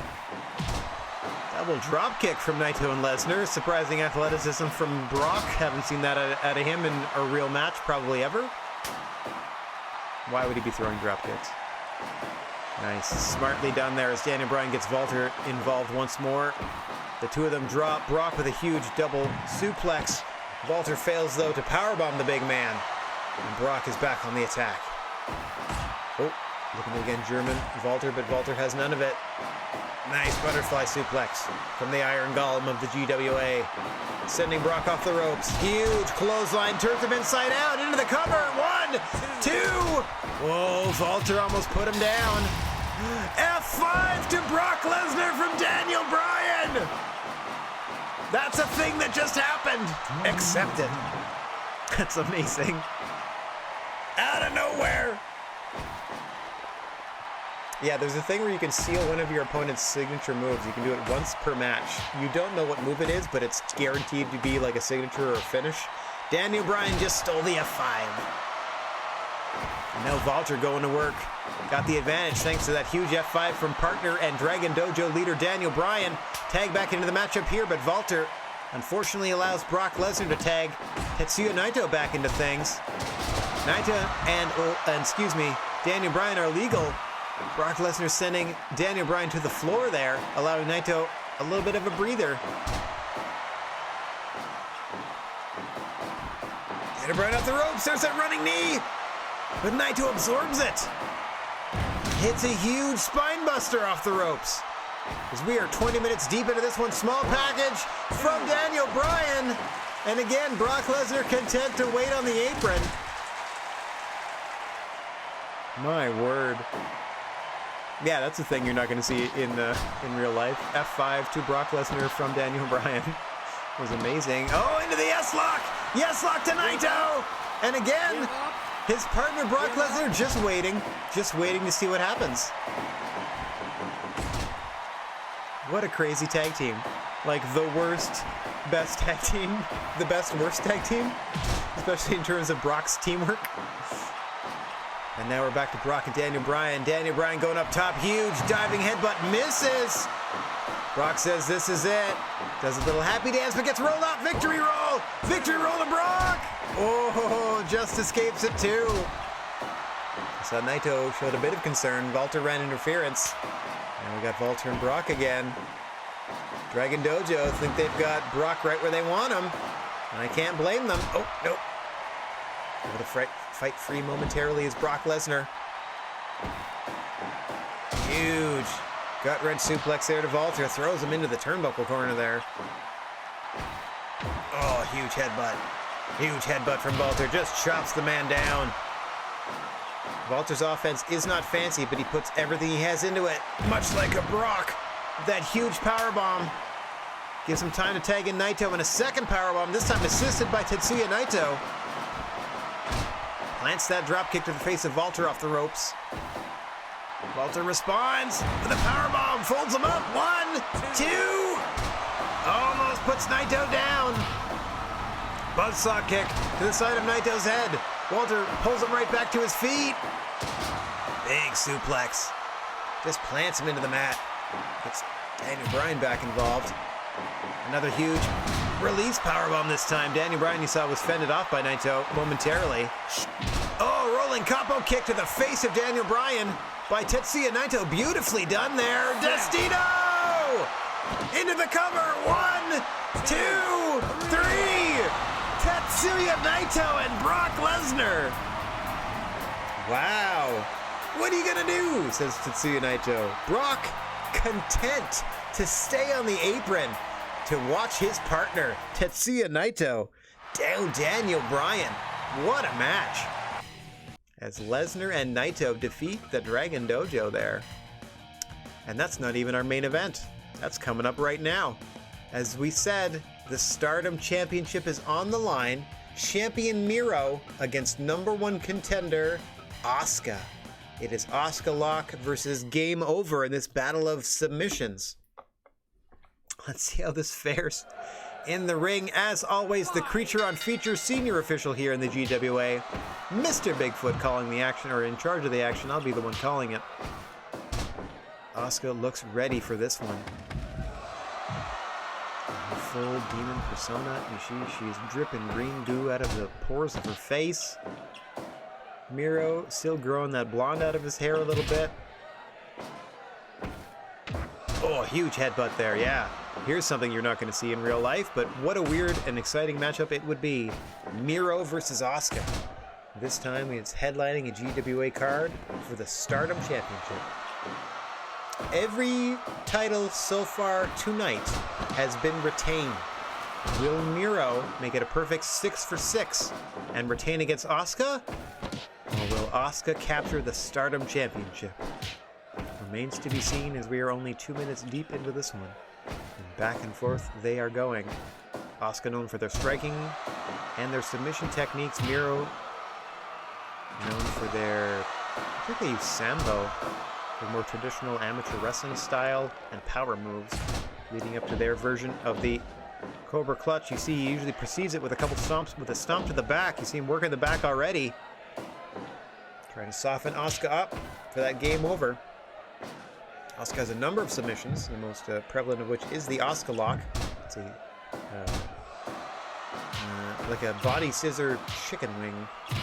I think that's right. Yeah, it's like a crossface chicken wing with the body scissors is the Asuka lock. Deadly. That's all you need to know. It is deadly. Asuka rolls him over. No counts. The senior official, Mr. Bigfoot.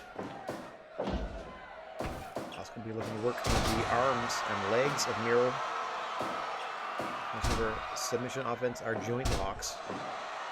Like I said, Miro will be looking to work on the midsection, the back and neck of Asuka in service of that game over camel clutch variation, where essentially he's just trying to pull your skull off your spine, pull your head off your shoulders, just trying to pull your body apart. Will the massive Miro. You see the extra effort it's taking by Asuka to put and keep Miro down. Big Bulgarian Brute just coming back for more. Huge headbutt there from Miro. There we see that stomp. Oh, again. Slowly but surely wearing Asuka down. Going to work on the back. You see that drop kick off the ropes, just shrugged off by Miro there. Just absorbed the blow. A long way to go for Asuka to wear Miro down, it seems. Miro, who won their Stardom Heavyweight Championship from Roman Reigns in a submission-only cage match that unfortunately Roman Reigns did not come prepared with a submission in their moveset. So it was only a matter of time before Miro wore them down. Had to survive a good half dozen spears in that one, did Miro, but survive they did. This is their first title defense of the Stardom belt since then. Here they are. Find themselves in an interesting position, an unfamiliar position, a position they probably wouldn't have pictured for themselves, defending against junior roster member Asuka. Now things have spilled out to the floor where there were no countouts or disqualifications. You see now Miro slaps on the game over to Asuka on the floor. She can't even submit from here. All she can do is try her best to break free, and so she does. The only relief for Asuka is to get herself out of the hold if it's applied on the floor like that. Nicely done. Big power move there by Miro. Slap on his finish on the floor, knowing he can't win the match. Just trying to punish his challenger here for having the audacity to earn the #1 contendership, I would assume. As we pass the 10-minute mark here, and Asuka's got to take a moment or two on the floor there to catch her breath, you notice. The spirit may be willing, but the flesh may be weak in Asuka's case. Big boot to the face. Oh, another pump kick to the face by Miro. Off the ropes just, oh, back fist by Asuka. Beautifully done. Shades of Aja Kong there. Now snap suplexing Miro into the corner, but he rolls through the suplex and gets right back to his feet, does Miro. Momentarily dazed once more. Hip attack to the back of Miro. That'll double you over the wrong way. That'll hyperextend your spine. Buzzsaw kick to the side of Miro's jaw. Oh, and he follows it up with a huge headbutt. And a belly-to-belly to Asuka there. Miro's power on display here. Oh, small package attempt. 1, 2. Oh, 2 count there from Asuka. Nicely done with that small package attempt. Just a 2, though. That may have angered the big man. As he goes right back to work on challenger Asuka. Nope. Back and forth they go. Punches, V kicks. Who's going to win? Bam! To the side of the head, but no! And enziguri for Miro. Settles the dispute momentarily. Now he sends Asuka back into the corner. Working the midsection once more is Miro. Continuing to soften Asuka up for that game over. Off the rope she sent. Huge kick. Back to her feet. Able to fend off Miro for the moment. Oh, into an armbar. Give up. Nice, decent submission work out of Asuka. Doesn't necessarily have to be the Asuka lock that does him in. Just get something going. Back to the arm she goes. Give up. Asuka slowing things down here. Give up. This allows her to catch her breath a bit and apply some punishment to Miro.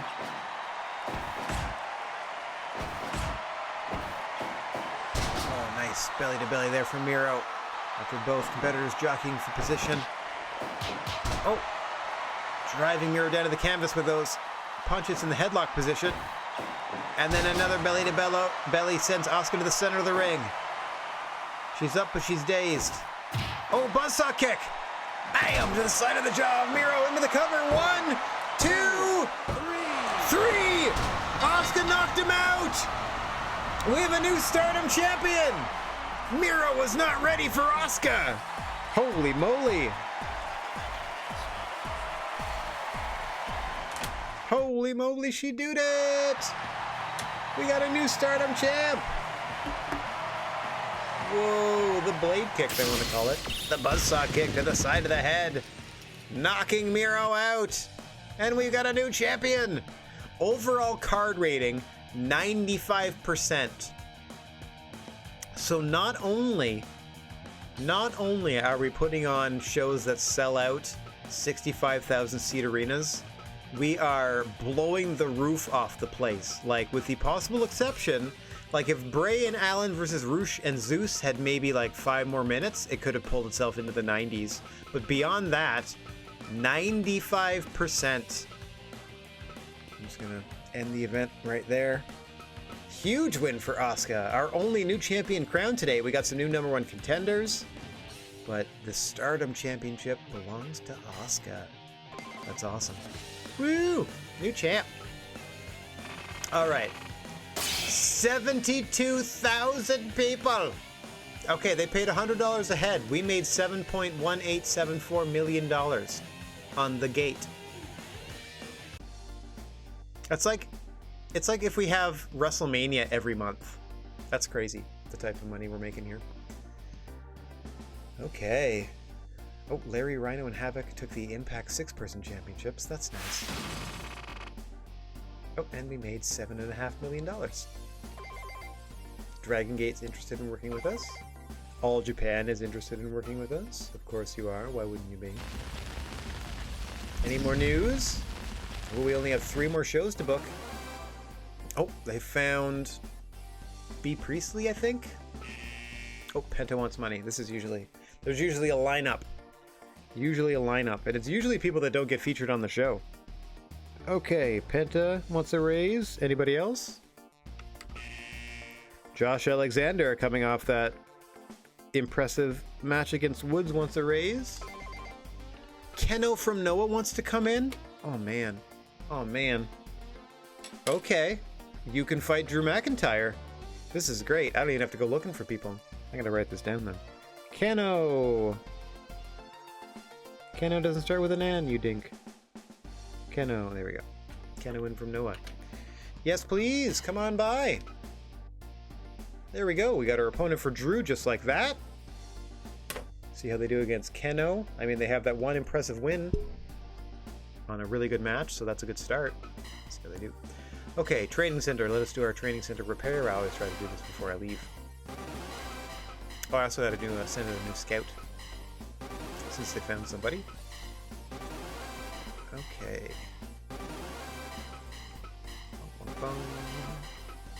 Do all this stuff. This is like us essentially having a performance center and being the best performance center in the world, with the possible exception of not maxing out the rec room, because the way to do that is to first invest $20 million into expanding our gym, so then we can invest $120,000 into making the rec room better. So we don't really need to do that because we already have 50-some people and that's way too many. So how do we do merch-wise? Nice. Nice. Okay, we made 10,000 of these, 10,000 of these, 10,000 of these, 5,000 of these, 3,000 of these, 10k of these, 20k of these, 3,000 of these. That's pretty good. That's pretty good. I think we may have made 5 of the action figures, actually. So we blew out most of our stuff. These things, masked action figures, take a little longer to sell, so that's fine. Okay, human resources. Let's have our consultations first. Penta, come on down, buddy. From the Demon Club, Penta El Cero M. Hi there. Big old raise. Big old raise for you. And then Josh Alexander. Hi, hi. Yeah, for sure. You're barely making, you're not even making $2 grand a month. There you go. Okay, save that real quick. So we have, we've done our management. We've done that. Oh wait, let's send a new scout. Stoic. Europe. 12 months. Off you go. Send out that scout. Just try to expand the available talent. Alright, that's as far as we're going for now. Yeah, the wage difference is ridiculous, and I really hope they don't talk to one another about how much they're making. It depends, like, how much they were making before. If they come from another promotion, they tend to be more expensive because they're used to getting a certain amount. More main event talent obviously is worth more money, stuff like that. Okay, and then their prices can change, obviously, as they grow and like their status changes in the industry and stuff like that. Speaking of statuses changing in the industry, we are on the fighting road in New Japan Pro Wrestling. We are a heavyweight, and we are the great Googly Moogly, back here in the main unit at Road to Dontaku 2017. Wrestling Dontaku is a big annual event in Fukuoka, known for its impressive match card. Today's card, the Road to Wrestling Dontaku, is a lead-up to the actual event. Oh, that's nice. I'll join as a member of Taguchi Japan in the 6-man Never tag match. I received my marching orders out of the blue. Everything started a few days earlier. Oh, here we go, we're flashing back. Coach, have you decided on the wrestlers for the 6-man tag match yet? I think I've already won the Never Openweight Heavyweight title, and this is now the 6-person belts we're going for. Ryusuke Taguchi, who will be on the team? Googly Moogly, the great Googly Moogly, will lead us to victory. Wow, we didn't expect him to join. Any of our talent has a chance to make a name for themselves. We'd want to build some momentum, then strike early. We'd be perfect in that role. Yeah, he at this point, Ryusuke Taguchi's gimmick was he was treating his team like it was a soccer team, and he was the coach of that team, I think. Taguchi Japan. What did he mean by... Yeah, that's all just... he's doing jokes. It means that he's recognized my ability. What an honor. I will give it my all. Let's have a team meeting. Is everyone here? Okay, why? But there's 4 of us. Even Tanahashi's part of the team. As you know, today's preliminaries will decide our representatives at Wrestling Dontaku. Oh. Oh my Funko. Funky weapon, Ryusuke Taguchi. The coach of Taguchi Japan is known for his comical matches and dirty jokes. The crowds love him, especially his catchphrases, "It's coming," and "Oh yeah." I mean, pretty memorable lines. How could you forget him? He has a variety of comical and unusual signature attacks, or signature moves like Hip Attack, Butt Yeah, Dodon, and Oh My and Garfunkel.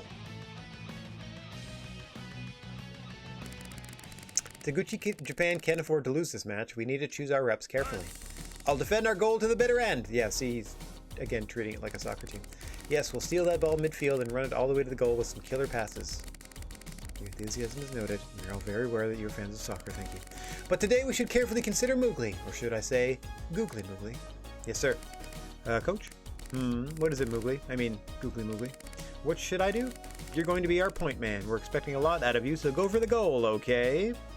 Okay. This is strange. So I'm Taguchi Japan's secret weapon, eh? If we win the way Coach wants, I'll be able to challenge a title at Wrestling Dontaku. Today's match is against Sanada, Bushi, Evil, and Hiromu of Los Ingobernables de Japón. Oh, it is a 4v4. It'll be my first time against their team, and I get to tag with Tanahashi. Let's do it! Heck yeah! Alright, so here we are in New Japan on a Road to Wrestling Dontaku show. There I am, in purple, as the great Googly Moogly, with tag partners Manabu Nakanishi, Ryusuke Taguchi, and Hiroshi Tanahashi. I really wish I could turn this to like CP and just have it all and just call the matches. Because it's just going to be way too easy to beat Tsunade Evil and Hiromu Takahashi. Just you wait. Just you wait.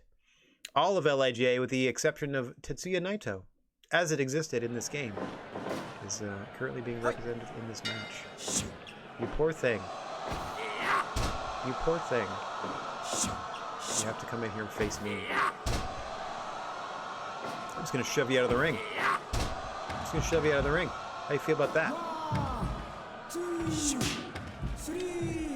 I'm going to step on your giblies.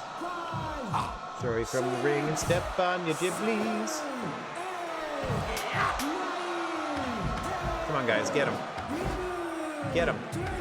There you go. There you go. Grind him down. Yeah, let's win it by count out. Get him, get him, get him.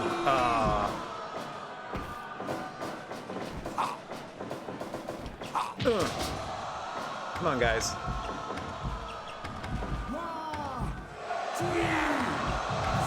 Oh, I got some work to do on my moves. I don't think I want that combo kick anymore.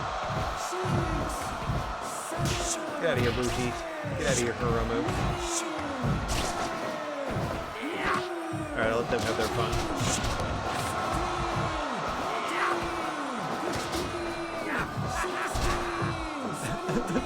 Just slamming the back of Bushi's head into the mat. You know how we do. Into the Cobra Twist. Off the ropes. Get out of here. All of y'all. That's right. Looking to tag the wrong fool. Boom. Haha, no tag for you. No tag for you.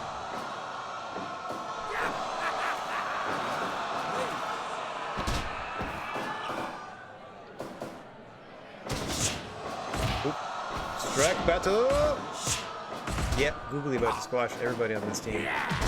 That's the way Googly do. Oh no! I lost that strike battle. That'll give him a chance to tag out. Oh, Tsunade, you lucky duck.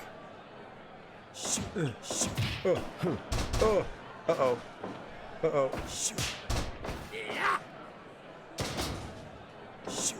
Oh, I can't target him anymore. Get out of here, evil. Yeah! That's right. That's right. I'll deploy to get you over here. Oh, so much of the midsection.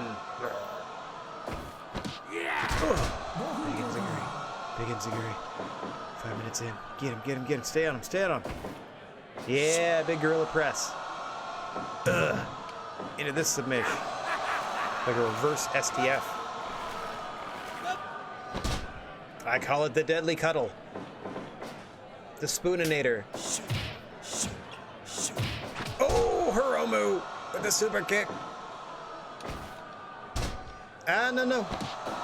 No, no, no, no, no, no, no, no, no. That's some weird MMA stuff. Boom. Kick to the bits. There you go. There you go. Get him. Get him, Tony. Get him. Oh,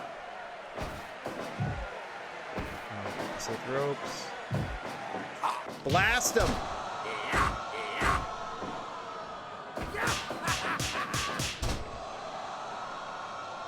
Okay, get away from the corner. Pin that man. Pin him up. Get him, guys. Get him. Taguchi Japan forever.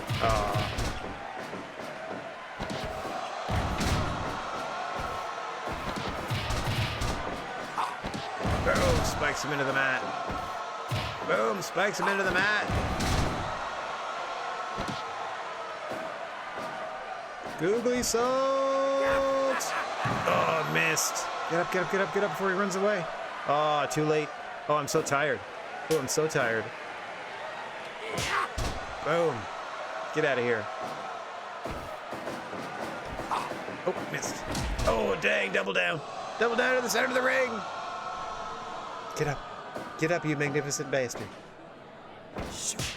There. Come on, Googly.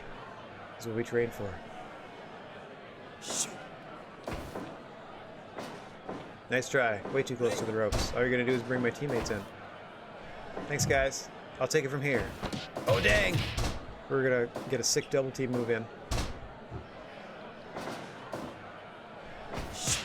Oh, strike battle. Strike battle. Ugh.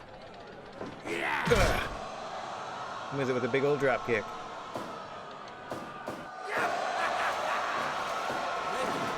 I knew that would be too close to the rope. I was just trying to get everybody involved so I could try a little something. Oh dang! He's gonna take out again. Okay, okay. Thanks, Tanahashi. Yeah! Low drop kick. Hook that leg. Dang it! Dang it! I'm in trouble. Me in trouble. Get up! Get up! Get up! Get up! Get up! Oh no, I'm going down with one shot now. Ooh, am I ever in trouble? Oh, Tanahashi tried to help me. Tried to help me by grabbing evil, but it didn't work. Big insecurity. Get up, Evil. Put him down, big. Boom. Gorilla press into the cutter. Pin that man. Oh, out of 2.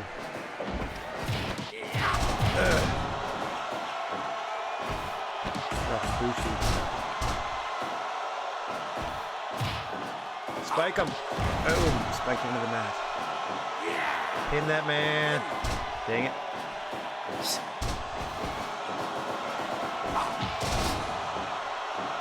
Drag him away from the ropes.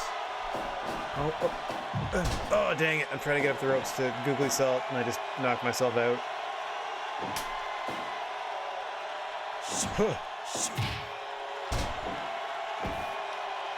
No, you don't. No, you don't. Oh, man! Canadian Destroyer! Ah! That's his finish! Guys, help me! Help me!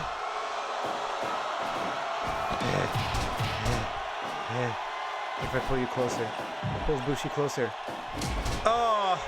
I couldn't run up the ropes because Evil was there. No! Oh, rolling capo kick. Enziguri drops him. Choke him out! Choke him out! Yes!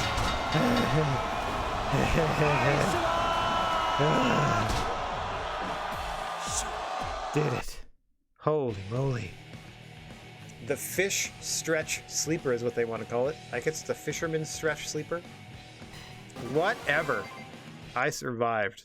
I survived. It was an impromptu match, but we still won. We might just make it to the title match. Great win. Congratulations. We've still got a long way to go, but thanks. Googly Moogly, was a great teammate today. Coach, does this mean you've chosen your representatives?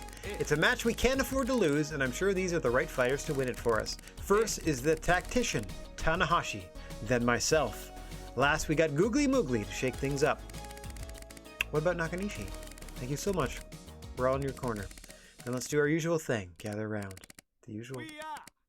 We are Taguchi Japan. All right. They are Taguchi Japan. Oh. Okay. Japan. Better late than never. Yikes. I don't know what happened, but I can't complain. Looks like I'm in the never 6-man tag match at Wrestling Dontaku. I won't let my team down. I'll score every goal, whatever that means. I suppose that means I need to read up on soccer, too. Okay, I do not need to train. I am already almost invincible. I'm already the never open weight champion. Alright, let me check my moveset here. Okay, this is like a rough. It's like a legal or a rough. Low drop kick. And did I see what I wanted to see under illegal? Oh, we got missed. Oh, we got missed. And so the great Googly Moogly is complete. Okay. So big move is with the low drop kick, low drop kick, low drop kick. Big post double team.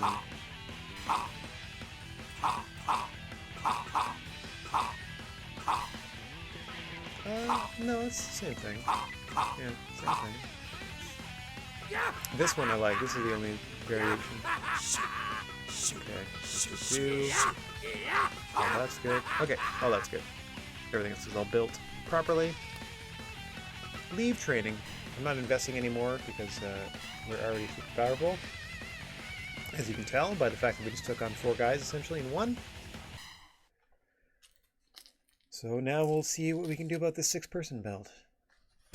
Just before the start of the Wrestling Dotaku 2017, Taguchi Japan met up in the lock. I wonder if I got pinned in the match, if they would set up instead a title defense for me in my never openweight title. I wonder if that's how it would go. We cannot lose this match. Is everyone clear on that? Yeah. Pass that ball, find the openings in their defense, score that game-winning goal. You got it. You better be willing to put everything on the line. You are on the line to be the best. Yes, sir. Taguchi Japan. Okay. Sanada, Bushi, and Evil. Okay. Alright, this match is pivotal, so says I. Let's see our difficulty here. Level 4 still. No, you're going down. Never openweight 6-man tag team match. I'm going to be a multiple champion. What's up, Sanada?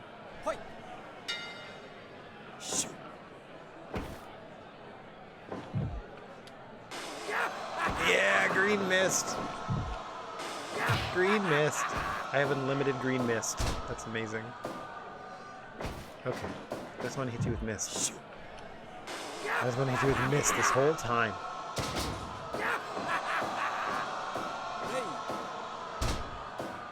Ideally, I want to change that mist out and have it be fireball. The great Googly Moogly is a fire-breathing dragon. I'm already winded. It's been a minute. I guess doing the mist takes it out of you.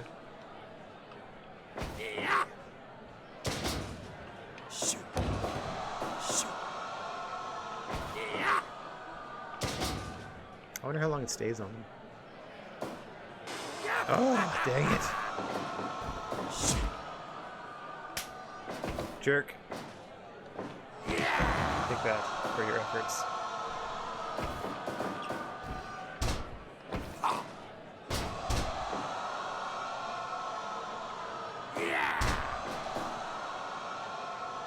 He's so little, this Bushi.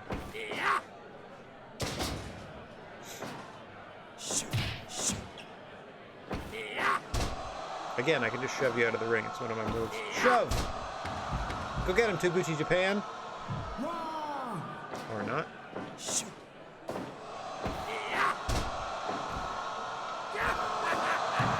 Missed the Moogly Salt.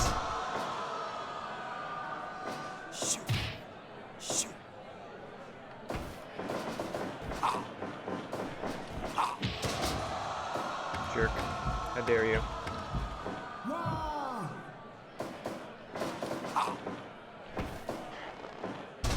Drop toe. Into the fish, stretch, sleeper. That's what we got you to submit to last time, Bushi. Nothing they can do about it if I'm in a strike battle, so they just have to, like, run around. Step on your bits. Here come the bit step. Into the Cobra Twist. Get out of here with your bow and arrow. We are 5 minutes deep, and it's been all googly moogly.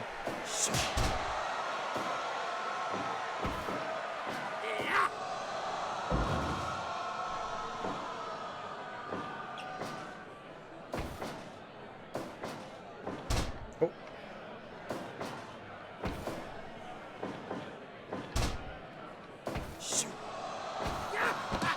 Boom!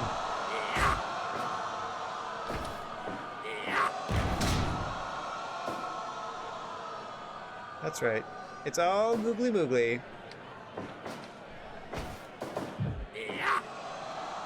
Oh, now I got you. Now I got you. Drag him away. Up the ropes. Moogly Salt. Just like that. Just like that. Just like that. We got new champs. You set your smallest guy against me. I just smushed him. I just smushed him in a terrible match. Now it's going to tell me. It's going to tell me what a hard-fought victory it was. It was a tough fight, but Taguchi Japan won the never open weight 6-man tag team title. Taguchi, Taguchi, Taguchi! Thank you for your support. We put our reputations on the line today, and it really paid off, thanks to our opponents too, for such a great match. The crowd roars in excitement. Taguchi Japan's going to have a lot more great matches like this in the future. Taguchi, Taguchi, Taguchi. Look at him flexing. Coach, congratulations on the title. Thank you. What was the secret to your victory? This guy? We chose our competitors carefully, trusted them to do what they do best, and believed in them. Tanahashi performed admirably as a tactician. Thanks for pulling the team together. We couldn't have done it without your careful direction. Thank you. Thank you, Moogly. I mean Googly Moogly. You did very well today.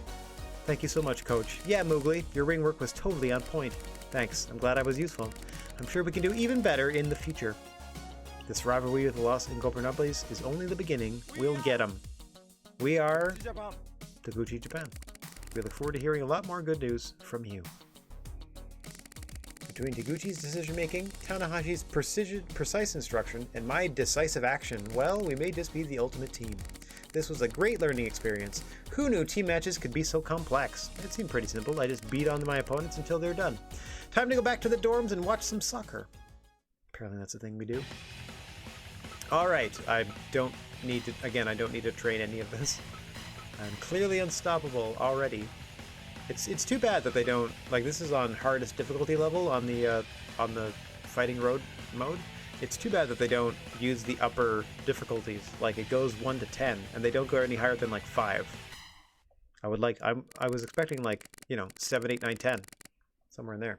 Dominion is the pro wrestling fan's dream. The 10 fight card is nearly all title matches. Sounds like a GWA show. I will be defending my title of Never Openweight Champion. I've been the challenger my whole life, and now I get to play the defender. I'll show my fans I can fight like a champ. It's almost fate that my opponent will be none other than New Japan's biggest foe, the leader of Suzuki-gun himself, Minoru Suzuki.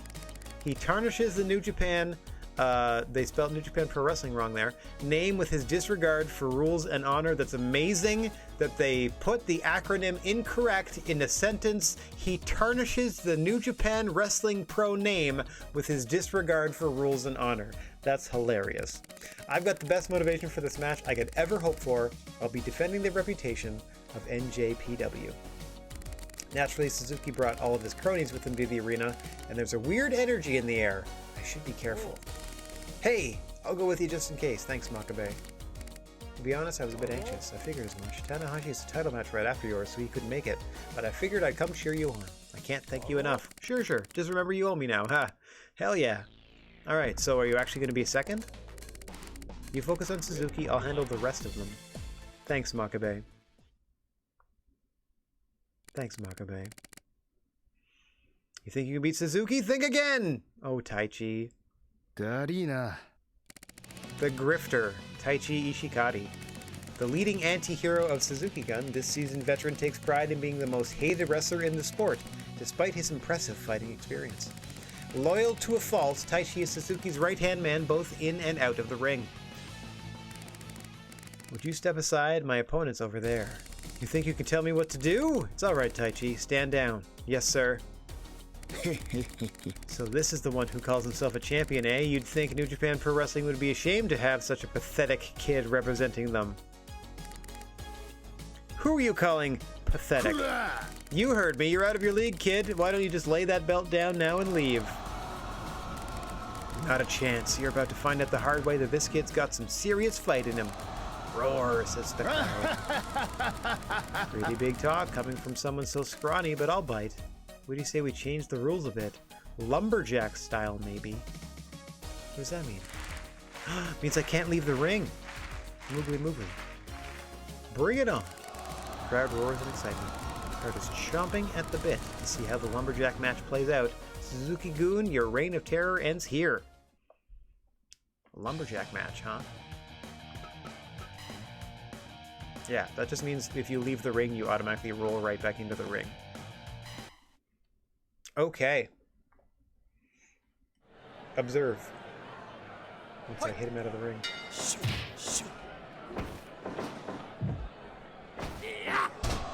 There you go. I don't know why you bother counting. Hang on. I don't even think I could follow them out.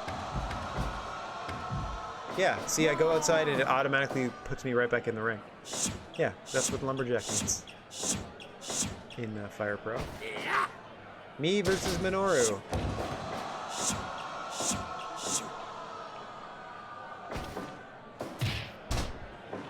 Oh dear. Oh dear.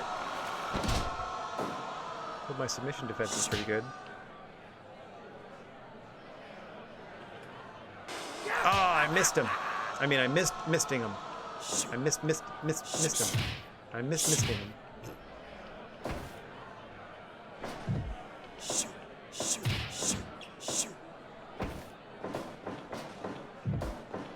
Oh crap. Oh crap. Ugh. Yeah! Oh. Countered. Countered.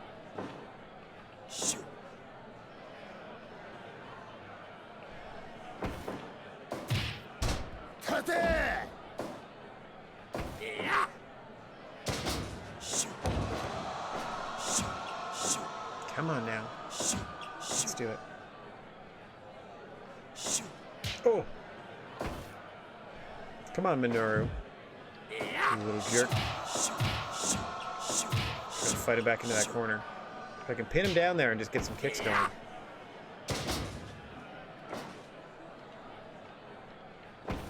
There, get out of here. I need a moment. I need a moment.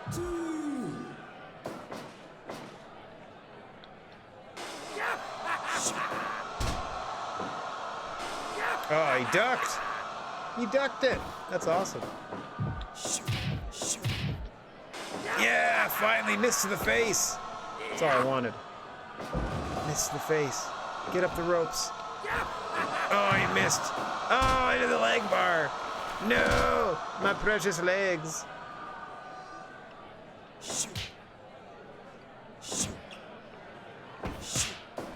Uh-oh. Strike battle! Wait for him to stand. Oh, missed the big John Woo drop kick. Oh dear. Oh, rolls through. Too close. Too close. What a counter. Man, is that miss going to stay the whole time? I guess it's gradually fading, huh? That's amazing. Yeah, it's very, very, very slowly fading. That's amazing. Oh, man.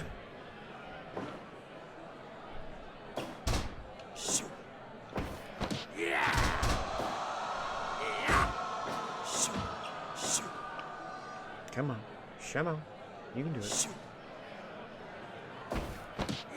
Oh. Keek, keek. Keek, keek. Yeah, let's beat his skull against the canvas for a bit. See how that goes. Leave me alone. Dang.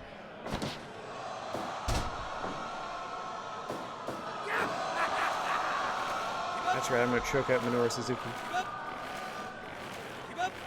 Nice try.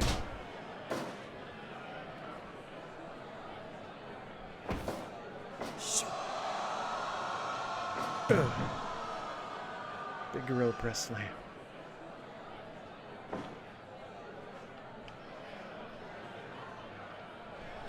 Now the big cutter variant. Big gorilla press cutter.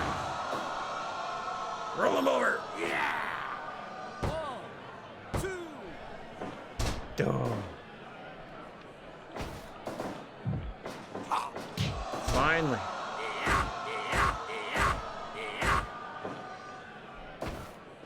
Ugh.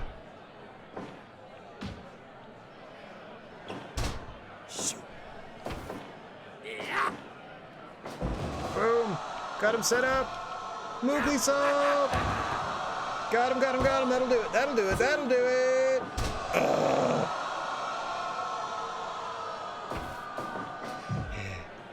Okay.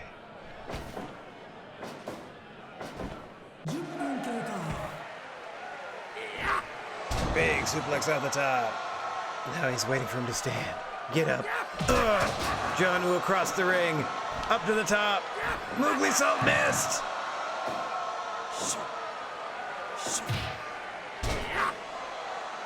One more. One more. Get up, you fool. Oh, dodges.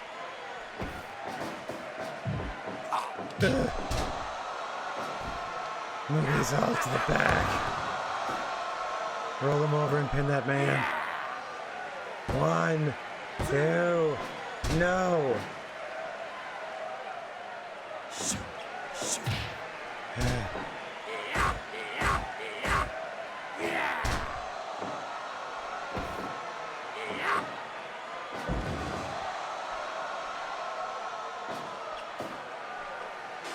Miss to the face.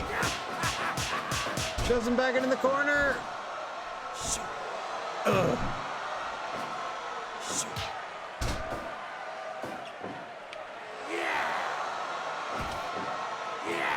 Oh, pins him at center of the ring. Folds him over. Got him.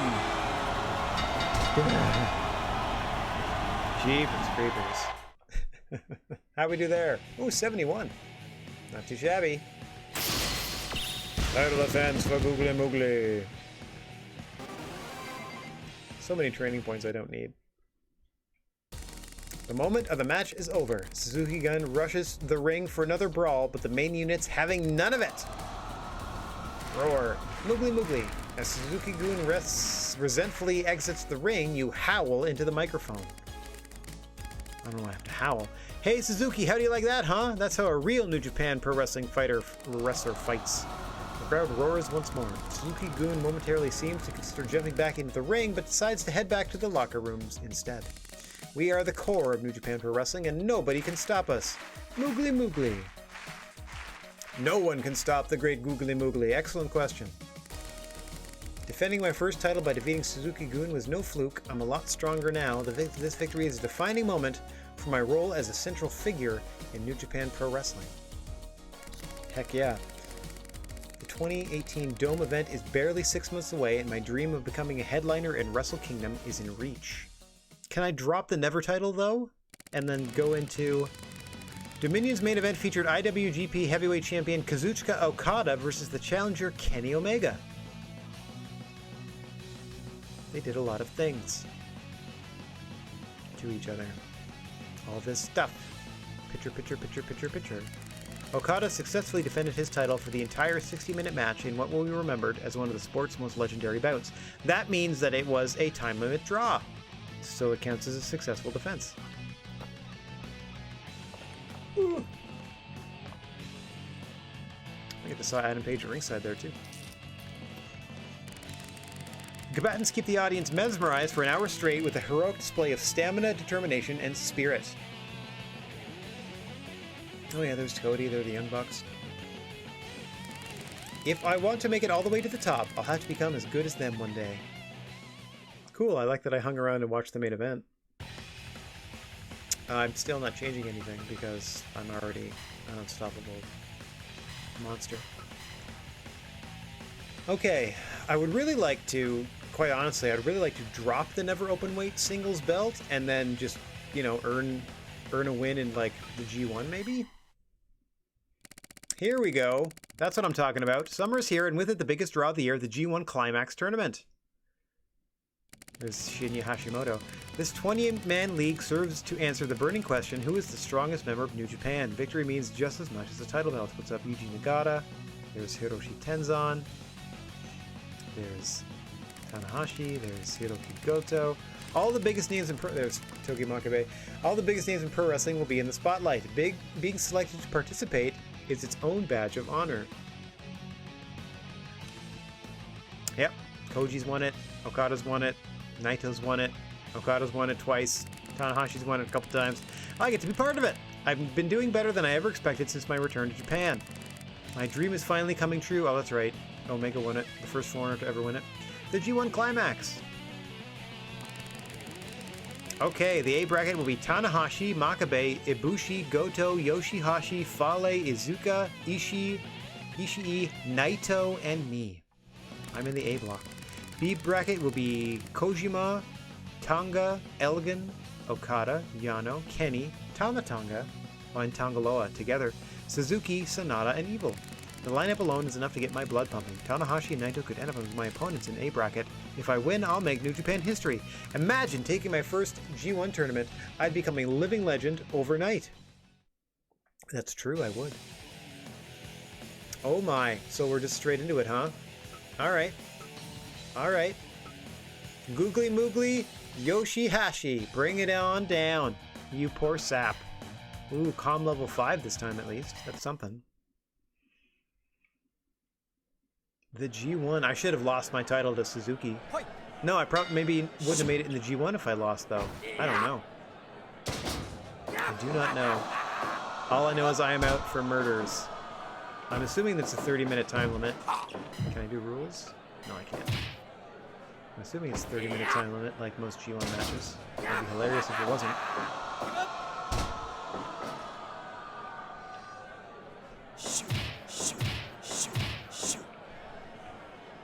Come on. You have to do better than this, Yoshihashi.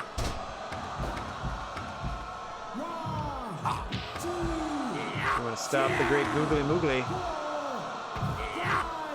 Big slam on the wooden floor. Nice try. Nice try. Nice try.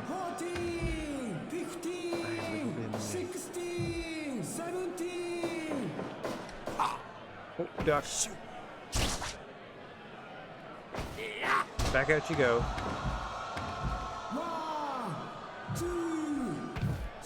Oof. Oof. Double oof. There you go. Take that.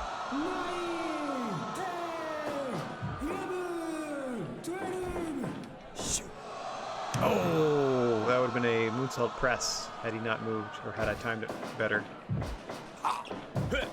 Whoa! Fell over and managed to duck that super kick. That's right, I'm just going to bounce your head off the canvas until I win.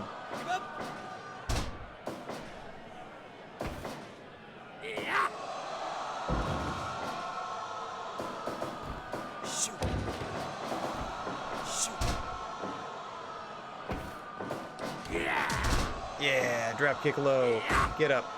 Get up, I says.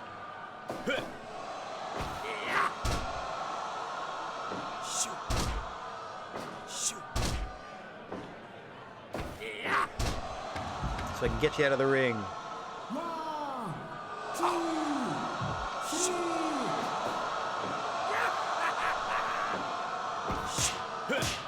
Slap fight! Oh, Yoshihashi winning the slap fight. Into the cover. Big 2 count.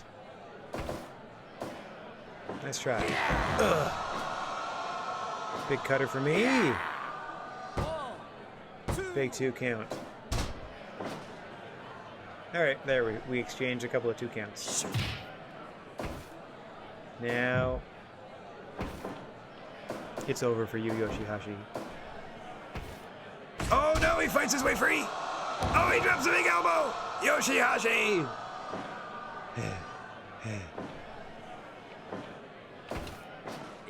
No thank you. Drops into the canvas. Up to the top. Moogly Sop! Moogly Sop! Kicks out!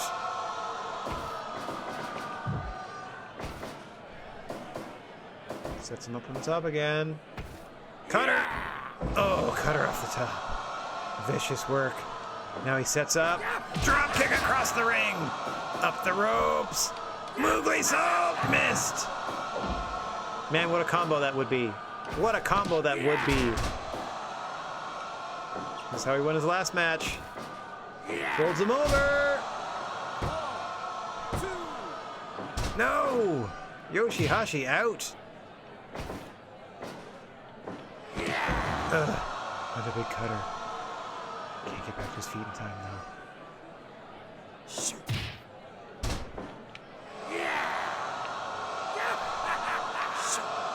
Get up, says Googly Moogly. Oof. No, no, no, no, no, no, no, no, no, no. Ugh. Knuckles! Yoshihashi's move! Running bomb into the corner! Too close! Can I pull you down? Oh dang, I can't. Ugh.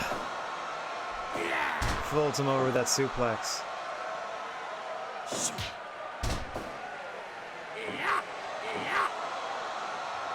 Come on, come on. Just gets him in position. Moogly Salt! Oh, too far! Too far for the Moogly Salt!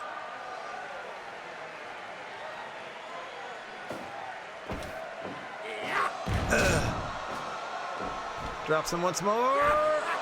There it is. That should do it. Yes. It's over. Yay. Not too bad. Not too bad. Got a bunch of training points I'm not going to use. I don't need them. Don't need them. Yeah. Just trying to look at all my things here. Can I do anything that doesn't do...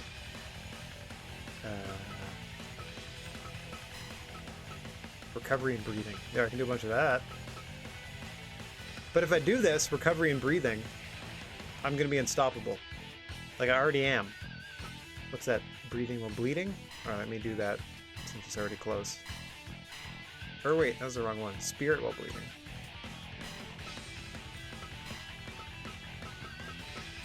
What even is that? Oh, there it is. Spirit and spirit when bleeding. Okay, one more of these. Just cause, I guess. There. Now I have super spirit when I'm, This is all when I'm bleeding. This is all bleeding stuff. That's it. Defense. Okay. Alright, alright, alright. Yeah. I'm trying not to be too powerful. I'm already pretty powerful, and I'm trying not to be super powerful in the midst of the G1 climax. Okay, let's start our next match. Who do we got? Goto, come on down. Come on down, Goto. We're going to fight all of Chaos, it looks like, one after the other.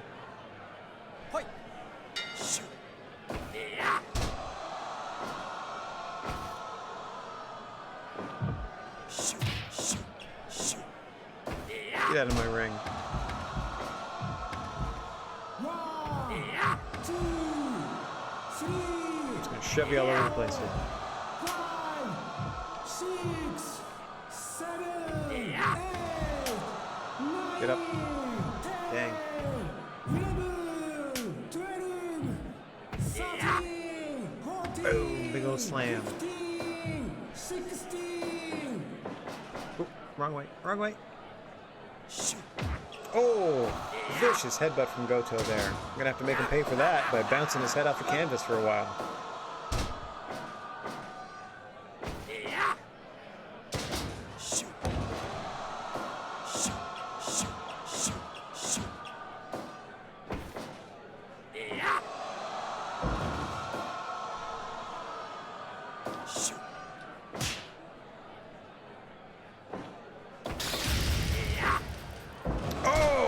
Olympic slam that I stole from Goto.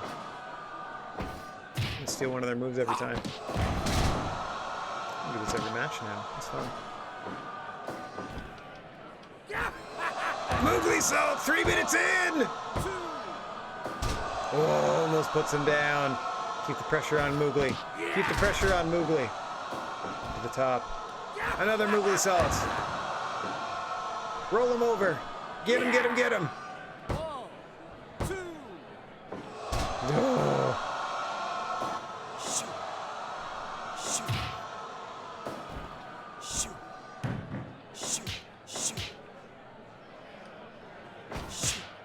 Oh, strike battle.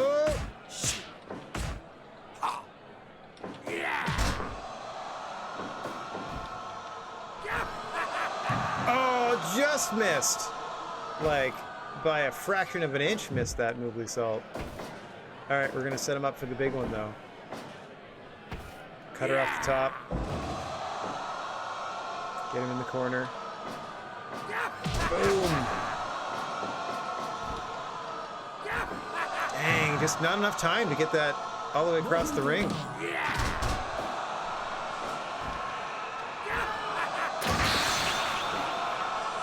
Knocked him out. Knocked him out with a Moogly salt. Missed to the eyes.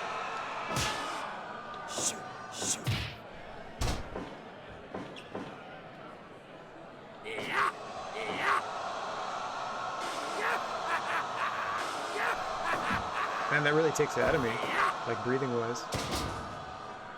I can't even recover. There, I body slammed him and it's over. I didn't even have the breath to recover after all those, I guess, like literally doing the mist out of your lungs there really takes out of your breathing capacity, so. Destroyed. Destroyed Hiroki Goto. No longer need this. Okay.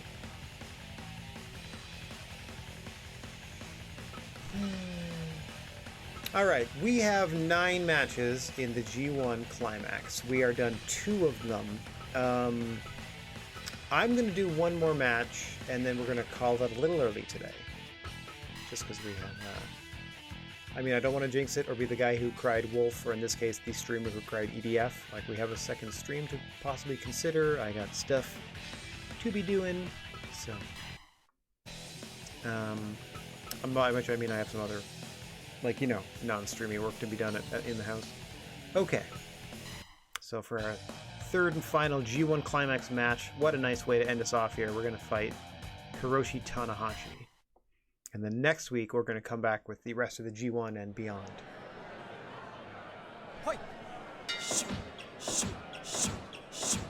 Get away, get away, get away. I don't know if I can do it right away. Yes, I can. Yes, I can. Steal their move right away. That's funny. Oh, low drop kick. That's right. We're gonna start working the legs of Tanahashi. Working him over.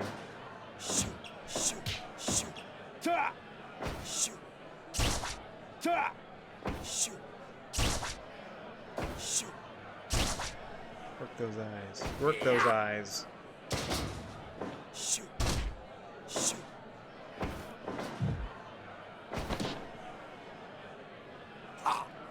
Boom! Big DDT out of the corner. Oh, and a big stomp with the Ghiblies.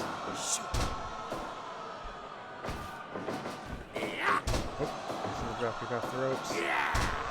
Twice.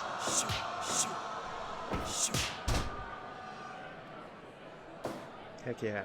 Looking to go out on a huge win here against one of the biggest stars in the company.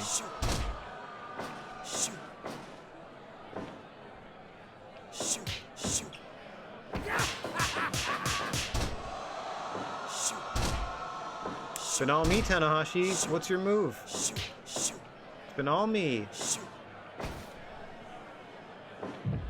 Oh, reverse into the corner. That's a good start. If you did anything with it.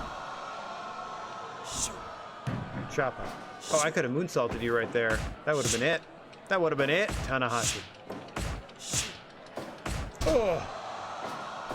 Tanahashi winning that strike battle. Countered immediately by Googly Moogly and their deadly shoed feet. Their deadly bare feet. Slam. Moonsault. 1, 2, 3. Oh, you're so lucky. You're so lucky. Once I got the first one on you, though, it's over. It's over.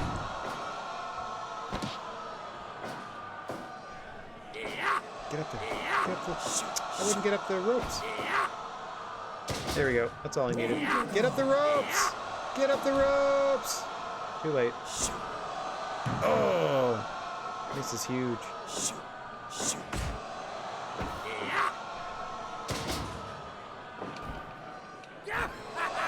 Boom! That should do it. That should do it. Oh, Tanahashi.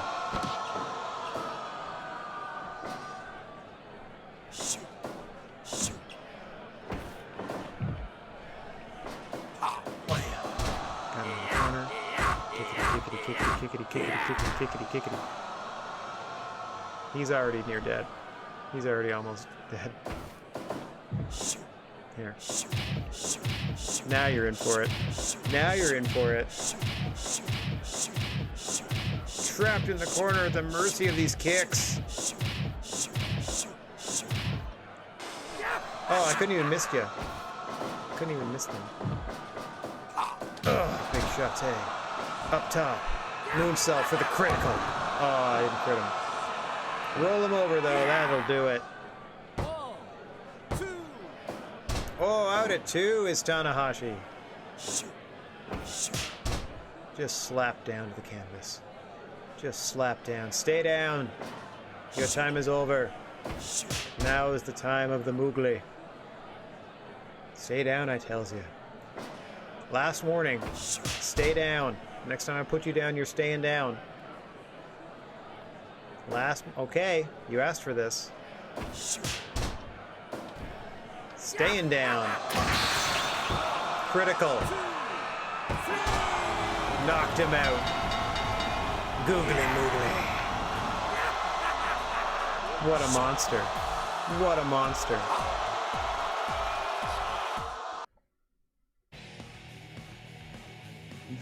Devastating Moogly salt for the win there. Okay, again, I don't need any of this. I'm already a beast. Okay, let's get ourselves saved. And that's going to do us for today. Ooh, that was fun. Alright, let me do a little recuperating. Boink. Gotta boink myself. There we go, getting boinked. There, I boinked myself right over here so I can thank everybody for watching, no matter where, when you happen to be. Wishing everybody chill vibes for the moment. Non-contact high fives. If you find yourself in possession of a plethora of positive energy, please share it if you can spare it. And don't forget about your old pal, the Silent G, Rad Gnarly, saying so long for now. I don't want to jinx it, but we might be back later tonight at around 8 p.m. Eastern for some Earth Defense Force 4.1. We have a bit of a difficulty, getting the 4 schedules to line up because we try to approach it with a full squad. If you don't see me for EDF later tonight, I will very much be back for Bioshock tomorrow afternoon. That's tomorrow, Friday afternoon at 2 p.m. Eastern. So it's either going to be EDF tonight or Bioshock tomorrow afternoon. One of those two will be our next stream. And more than happy to have you join us if you're so inclined. Let's find somebody to spread a little love to on our way out of here. Well, there we go. Let's go raid Bruce. Haven't raided Bruce in a bit. So we'll raid Bruce Green on our way out. I don't know if this works anymore. Okay. Raid Bruce Green. Thanks very much, JR. All right. Thanks very much for hanging, everybody. Hopefully I see you again either later tonight if it happens or tomorrow. Have a good one, too. Bye-bye.